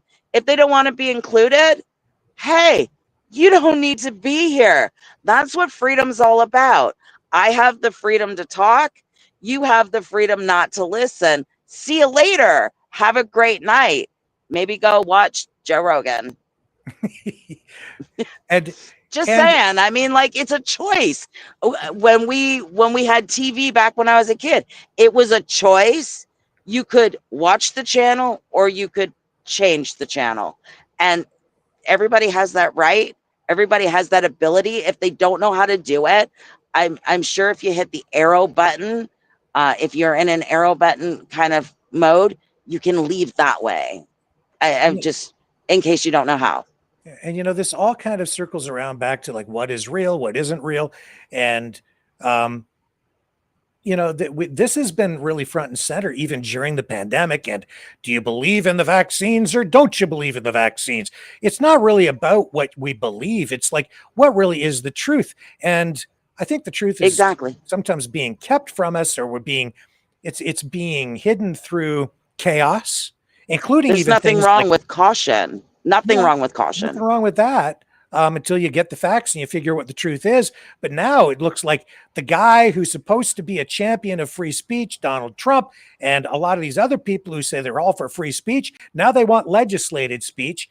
And this is what Donald Trump reposted the other day. It looks like this woman is asking and maybe going to get the Charlie Kirk Act or something, where it's like, if you criticize Charlie Kirk, you can get thrown in the slammer. Alrighty, this message is for President Trump and his administration. If you stay to watch the video, please tag him down below, share, and repost so we can try to get this to him as quickly as possible and hope that he can do something with this. President Trump, as a supporter who voted for you 3 times, I am hoping and praying that you will revisit what Barack Obama and Joe Biden got rid of back in 2013, which is the Smith-Mundt Act, which held news corporations accountable for lying to the American people and spreading propaganda instead of truth. I think instead of bringing it back as a Smith-Mundt Act, you name it the Charlie Kirk Act, you make it a law, and you make it damn near impossible for these people to continue to lie to the American public, which has brought chaos, hatred, division, and anarchy all across this country. Fines out the ass, which will damn near bankrupt their company should they lie to the American people ever again. They can have their opinions, that's fine. They need to state that it is their opinion and that it is not a fact. Because of their constant lies, a man lost his life over it. Because of the constant hateful rhetoric of calling him a fascist and a Nazi and a white supremacist and a bigot, the same thing that they called you, this man is dead.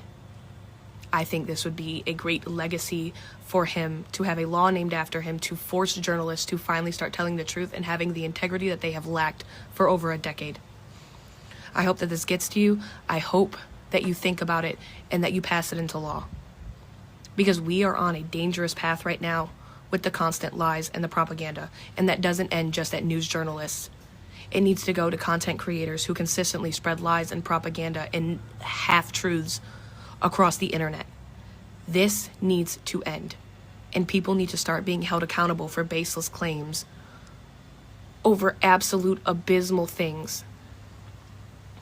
It needs to end.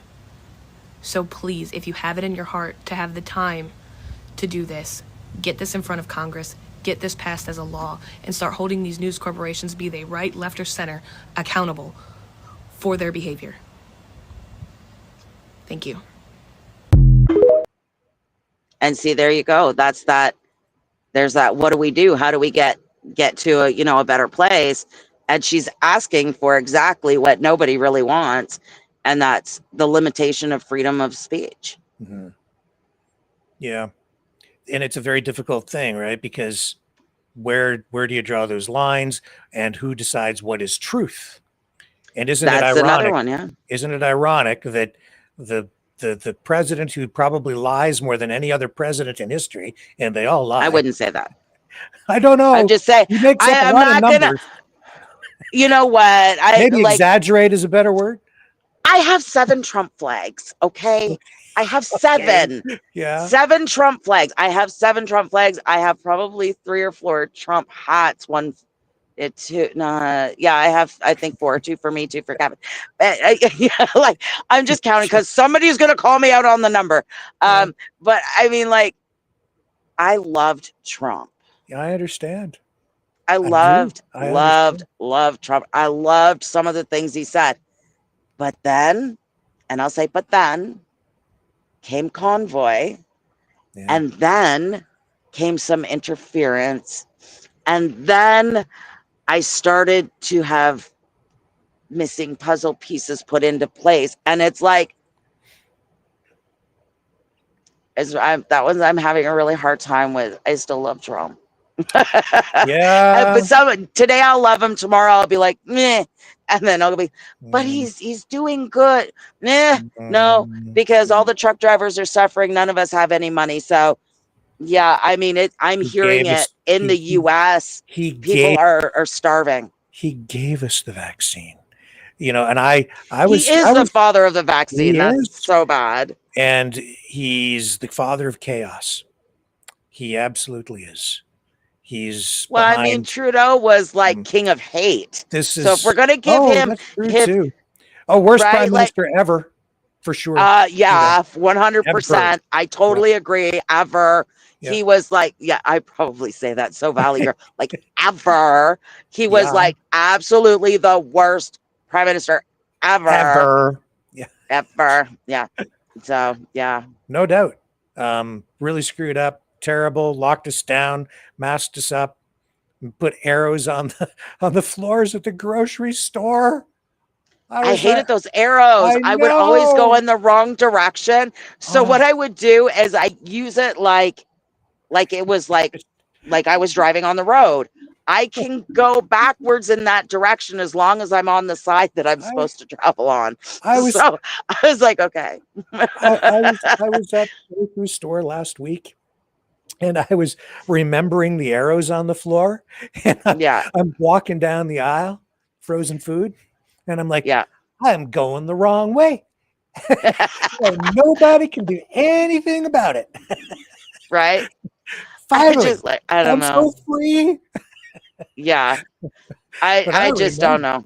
Oh, man. So, Trump, not what he said he was, not what we were told what he was. Trump 2.0 is definitely different than Trump 1.0.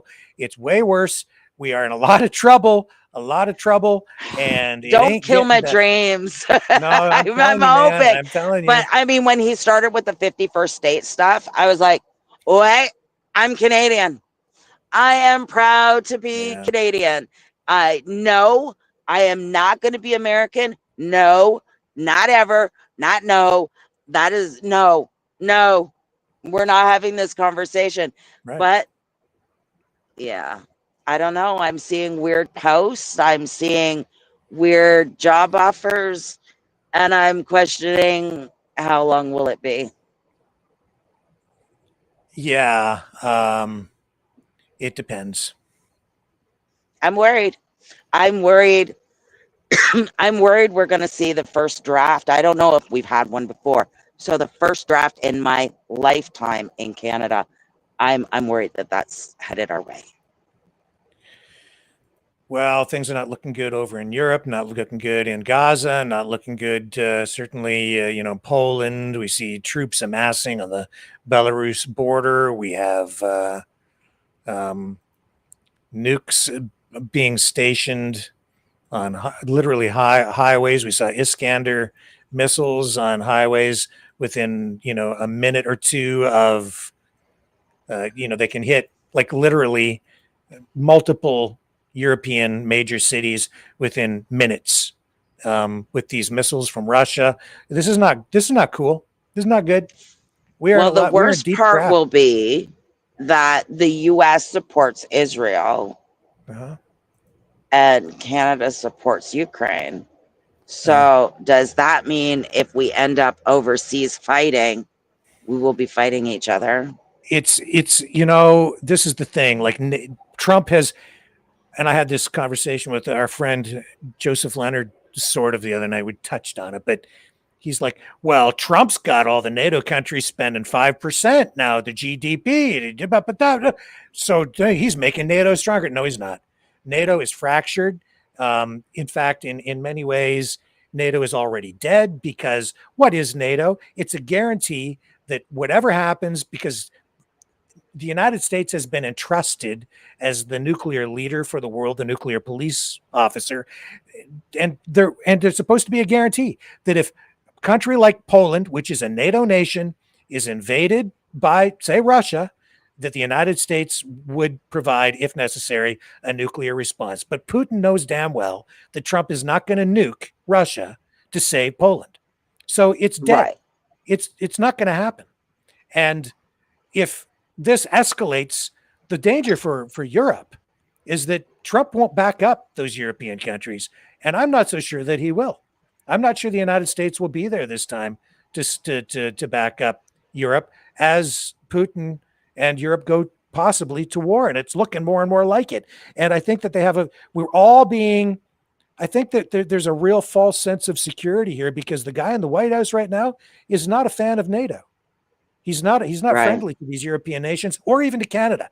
It's quite the opposite of that. And what's, I think the illusion that is still in place is there because he has to still appease people within the U.S. government, people like Senator Lindsey Graham, who he's got to still keep those guys kind of happy. So he keeps saying things like, well, I'm about ready to do something. I'm gonna tariff them soon. My patience is running out. And eventually, maybe, sort of, I am going to do it, but pretty soon and right away, maybe. He better stop that. I'm not happy. And I was so mad at Carney for not tariffing the U.S. back, heavily. I was mad. I was like, you need to just, okay, you want to do 50%? We'll do 150%. Let's show you. And then it was then came the lawsuit where they said Trump was not within the right to do that. And I went, that's why we didn't do it. Yeah. We're the better party here. Not that I support Carney. Let's make that clear. But I don't have anything horrible to say like I did about Trudeau. I'm just like, he doesn't get it. And yeah, he's all part of it. But I don't really have anything specific to say bad about Mark Carney, but I'm also not paying attention like I did for COVID. So I'll give me that as well. Cause I'm not really, I was never political until COVID. Yeah. And I found that is when I really started to pay attention. So it was now I'm just kind of back to, oh, what are the idiots doing again?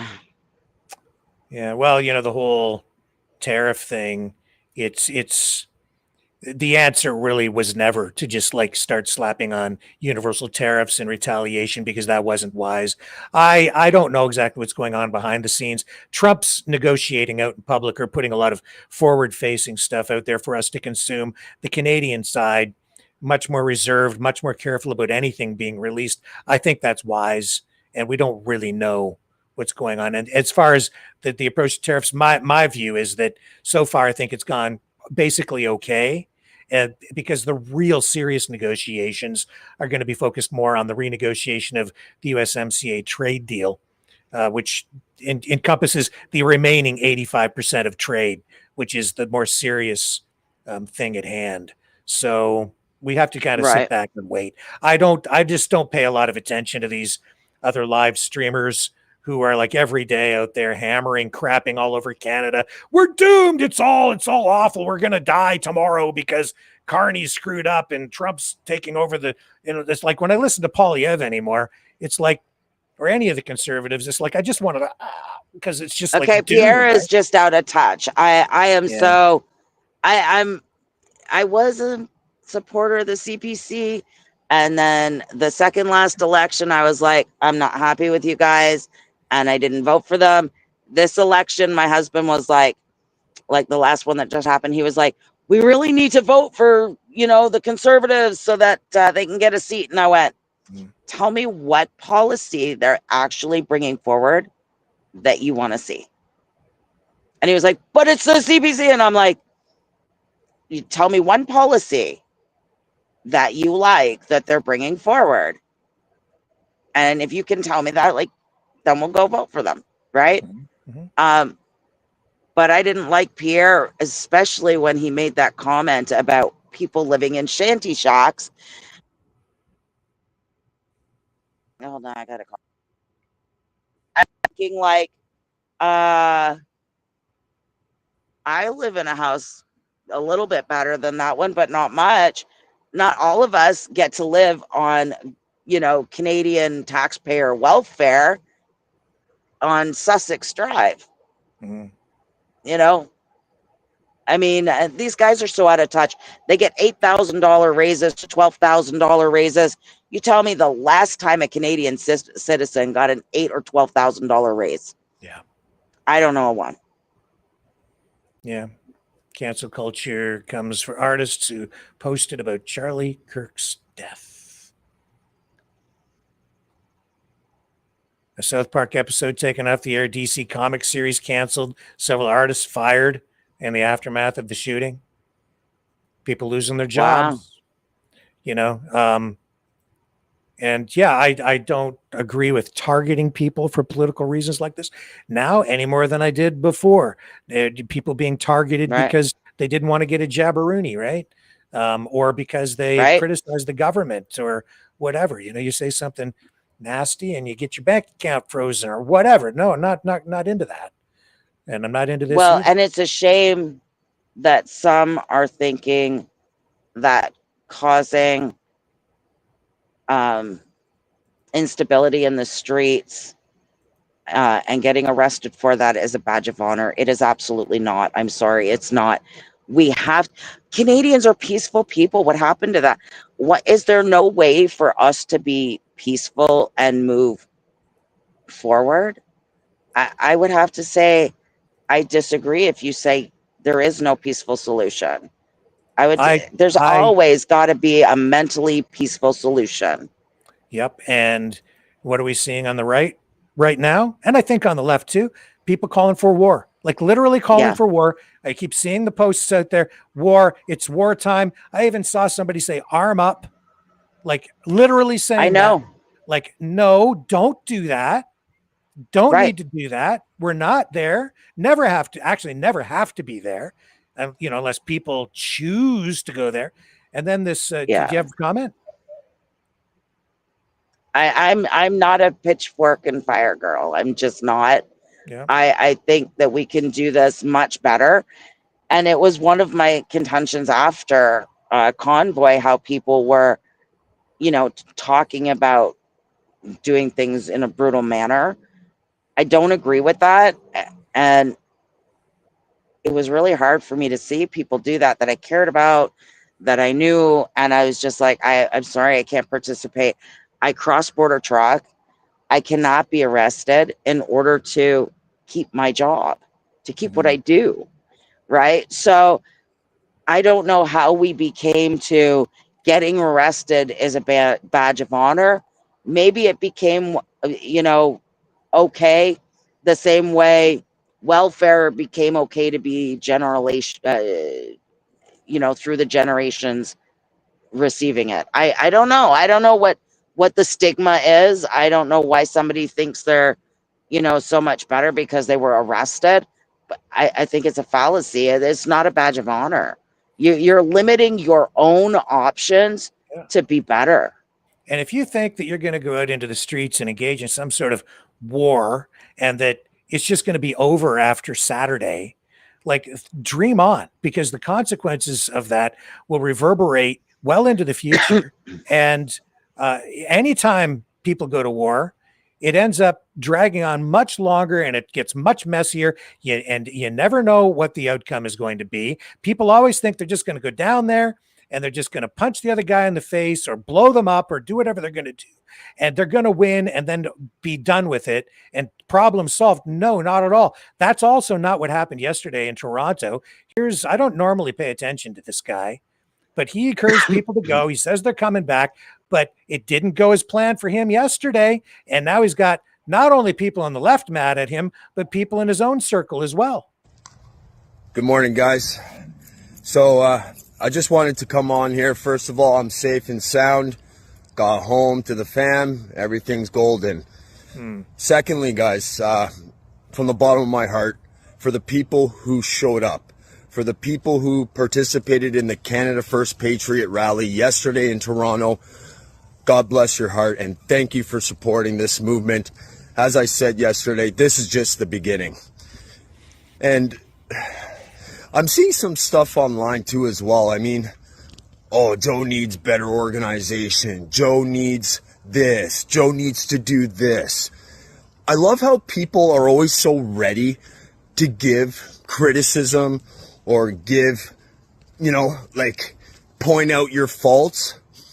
But these are the same people, majority of them, that don't even show up, that don't even participate in the things that they're supposed to. Supposed to? I wasn't aware that it was mandatory. Apparently it's mandated. Exactly what happened yesterday, okay? This is for all of you who want to come at me for not being there when people arrived late. Okay? I was there at 11 o'clock a.m. setting up. People were there at 11 o'clock on our side, all right? They were there. All of a sudden, we got crowded, okay? Keep this in mind, people. This is Toronto. This isn't fucking Bob Cajun. The spot that I picked is heavy on immigrants. It's heavy on liberal fucking woke losers. It's full of people that aren't on our side. Did you think of that before you encourage people to go down there and get beat up? So while I'm waiting, 12 o'clock comes around, people are starting to roll in, the counter protest is starting to circle us in. As I've been in contact. And suddenly things aren't going quite as planned. And shout out to the boys in blue and the women in blue who actually backed us up yesterday. But the guy came to me. Did they? I kind of doubt that. He goes, look, Joe, I get it. You want to stick around, but these people are circling us in and they keep closing us in. At that time, okay, this is right before 1 o'clock. I had, I think, maybe 2 of the speakers show up on time, okay? And then I go, look, hey, I want to keep everyone safe out here. I want to be able to get... A little late for that now. Everyone home, back to their families. Because it's not going as planned. I saw out there was fucking lunatics. Lunatics, guys. Okay? And I'm not out here to get anyone hurt. My goal was to keep everyone safe. So is that what your goal was? Just to keep everybody safe? Then wouldn't you just say, stay home? You'd be pretty safe there. Go shopping, go hug a tree, go fishing, take your dog for a freaking walk. Cops let us out onto the street. Because that wasn't his plan. That's not what he wanted to do. That's not what he envisioned. He thought he was going to beat the shit out of other people. But wait a second. Yeah. Okay. Yeah. Just wait a second. Okay. Joe, I don't believe I personally know Joe. I don't know him personally either. Okay. But we can't do this. We can't.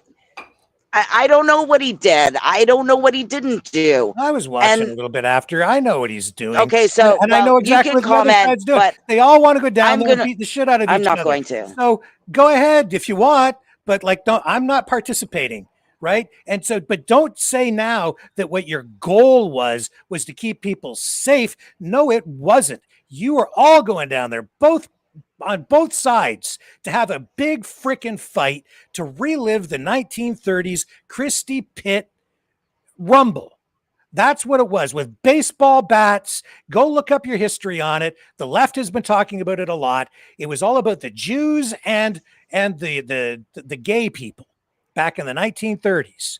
And it was the same fight regurgitated, relived yesterday. They all had these glory images that they're going to just go down there and crush the other side. Never works out that way. Neither side really dominated, except these guys came down and they thought they were just going to have their way, and they're much stronger and they're tougher and they're meaner. And it just didn't work out. And now he's saying, my goal was to keep people safe. No, your goal was to go down there and engage in a fight, and you thought you were just going to freaking win, and it didn't go as planned, and you had to run away. As you all could see, they were chasing us, following us up the whole fucking street on Bloor, guys.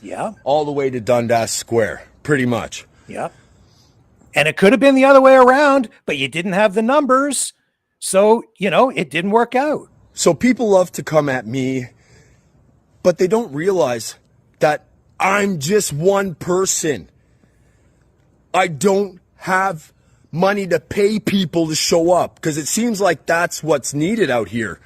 We need organizations to pay our people to come out, because sometimes that's the only way to get people off their asses. Oh, okay. Well, so hired guns. That bothers me when he says that, because this is what we were talking about. Paid protesters. So all he needs to do now is find somebody with money who believes in what he's protesting for. Or not. Right? Or not protest, whatever. Yep. Who believes in spending money to watch normal people beat the shit out go and do things and get the crap beat out of them and get arrested for fun, because they're elites and they have money. And it's like funny to watch the little people flip out and lose their mind, because that's what they're doing. They're using us as the next movie. That's what they're using us for. Next right? So for him to say that, I disagree with his comment. 100%. But again, I don't know, Joe. Personally, I don't believe we may have met in Toronto at one point, because I did go a couple of times to the Toronto protests, but I don't think I know him personally. If I did meet him, I'm sorry, it wasn't memorable.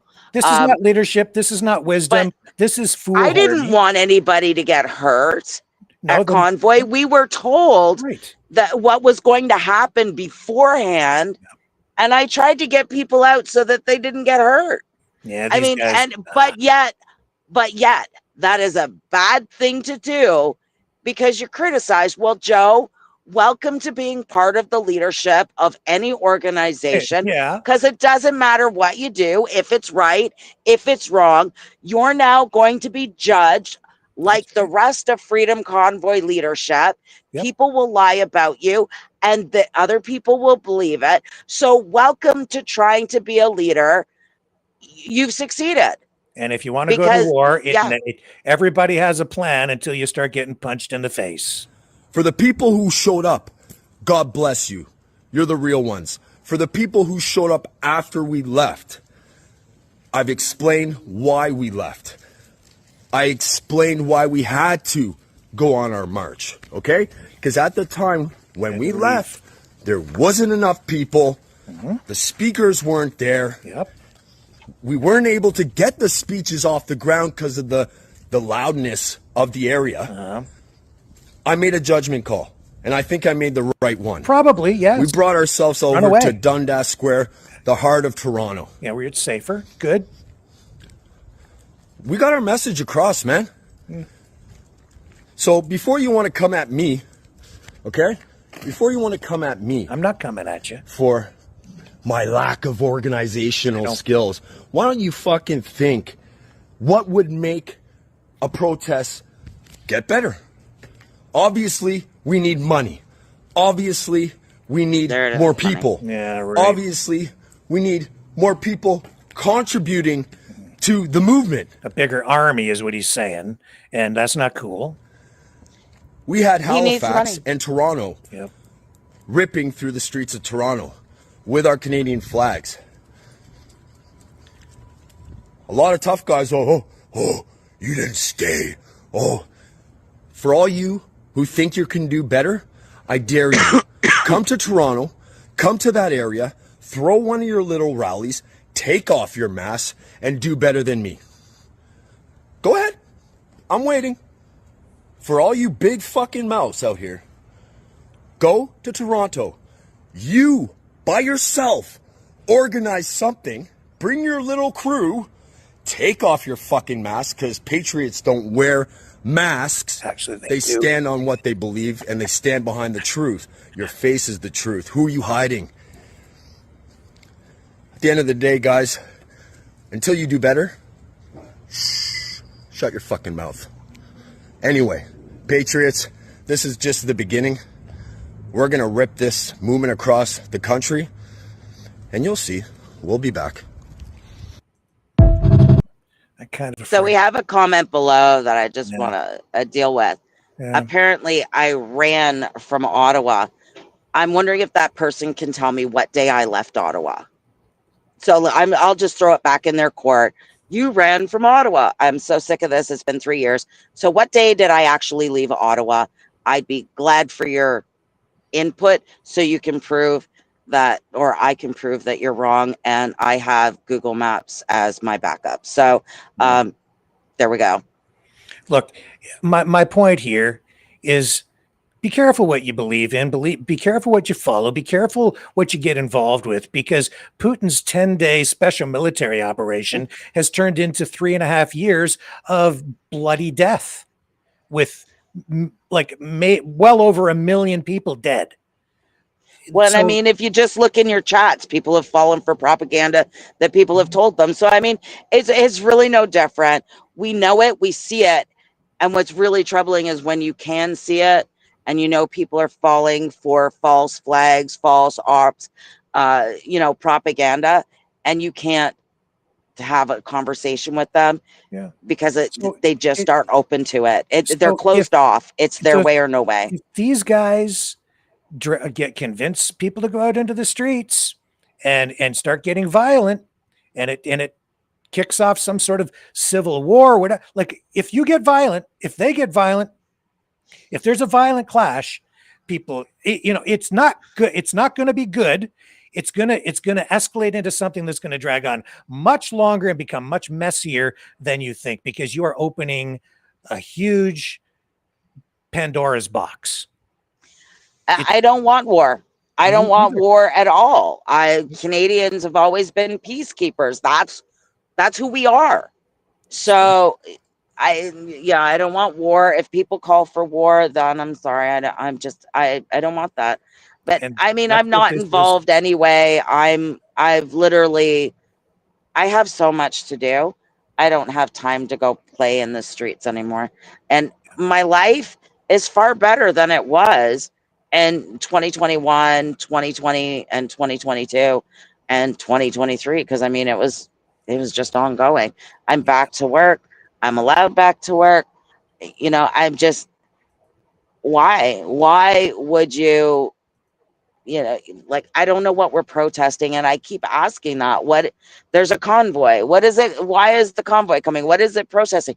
Nobody can tell me a specific. At least when we had Freedom Convoy, we were protesting, government overreach, masks, vaccines, by force, job loss. I mean, it's four things, That's what we were supposed to be there for. That's what I was there for. I don't know who was there for anything else. I do. So, I know now. Yeah. That there were some people there for other things. There were people there for other things, yes, and they're saying more and more online, and I'm just shaking my head going, it's really time for you to be quiet right now. Just so that you can get through whatever process you're trying to avoid getting through. But I mean, it's just, wow.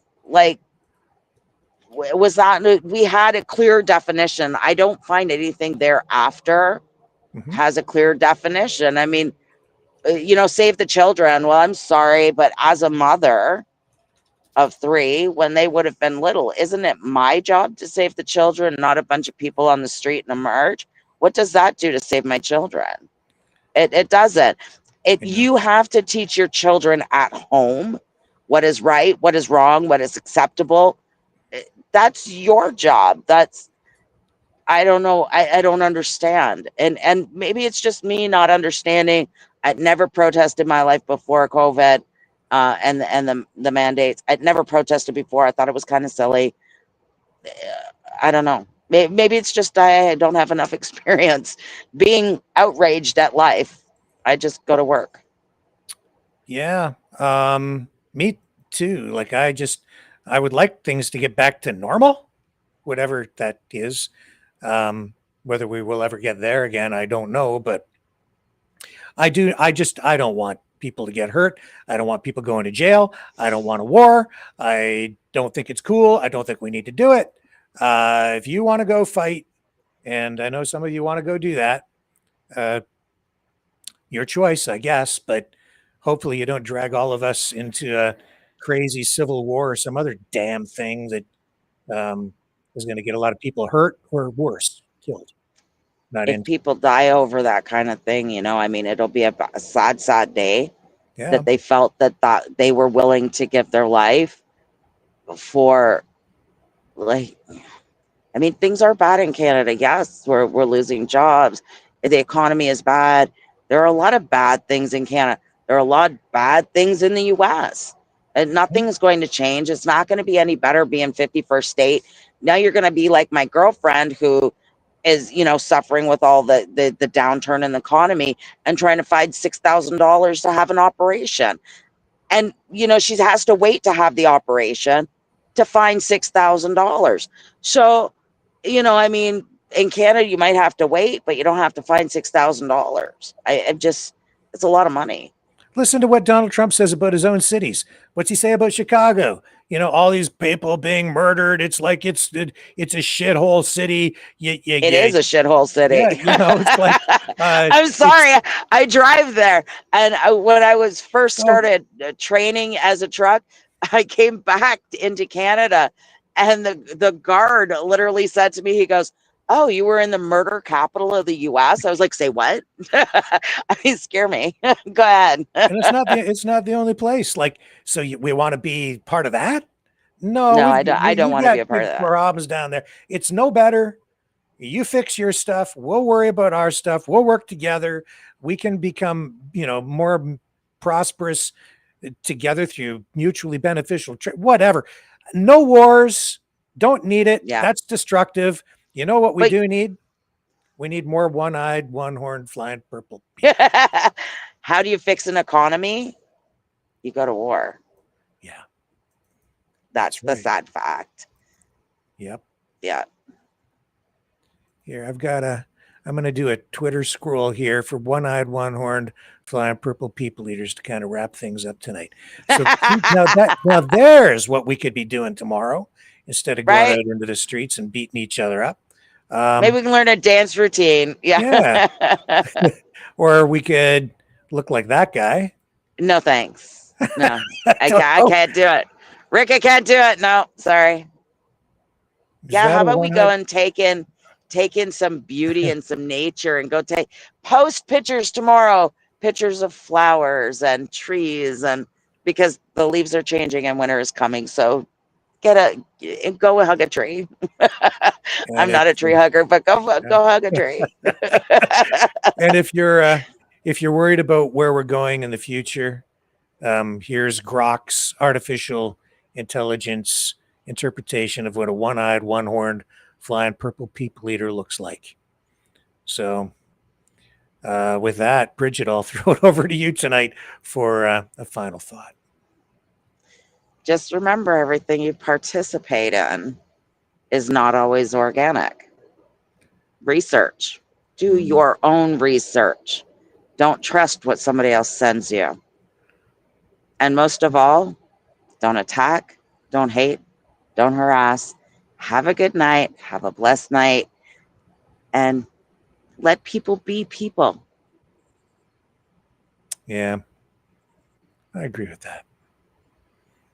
And with Thanks that, for folks, having me again. Hey, thank you, Brigitte, for helping us make sense out of some of this stuff.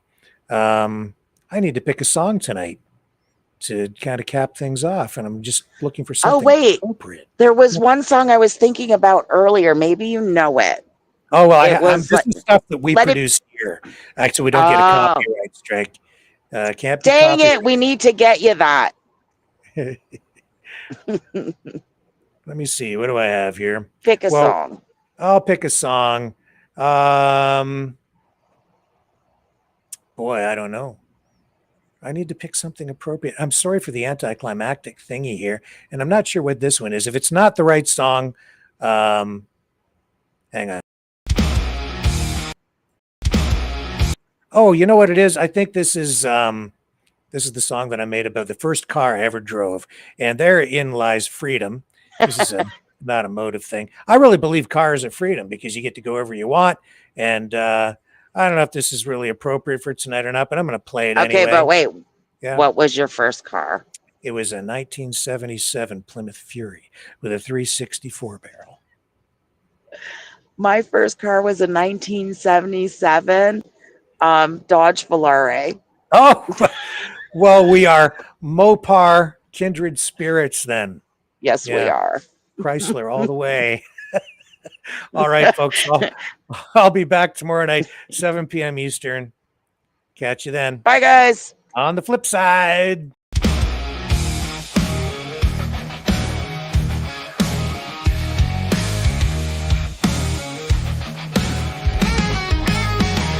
I was just a kid, 16 and wild. Dad tossed me the keys to go drive a wild. As she sat gleaming blue under the sun, a 7.7 Fury built to run.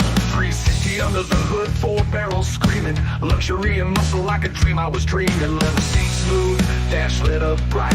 When I hit that pedal, she took off in flight. Felt that Mopar magic deep in my soul. That Fury was more than just in control. On the Fury road, I found my way. Luxury and power burning through the day. The engines roar, the open sky. I learned to drive, I learned to fly. That blue Plymouth, fast and me. Fury in my heart, living the dream. Cruising down the street, heads turning around. People knew that sound, it shook the ground. Chrome and steel, the power in my hands. That Mopar magic no one understands. She had a glide so smooth, but the punch was raw. Every mile in that Fury left me in awe. From red lights to highways, I made her run. Every time I had the wheel, I was the only one. With the deep blue shine and the power she gave. In that Plymouth Fury, I felt brave. On the Fury road, I found my way. Luxury and power burning through the day. The engines roar, the open sky. I learned to drive, I learned to fly. That blue Plymouth, fast and me. Fury in my heart, living the dream.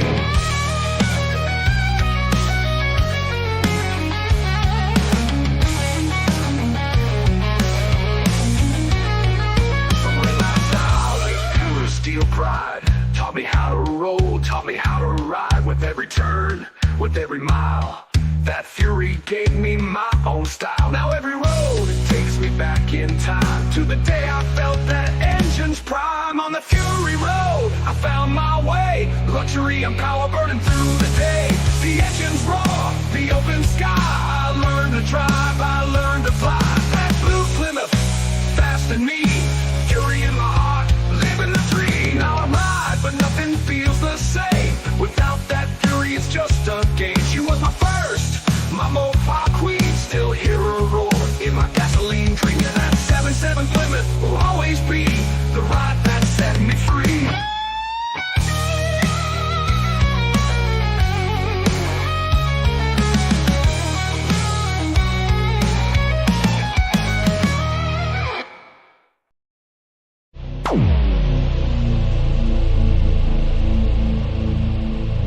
This has been a Maverick Multimedia production.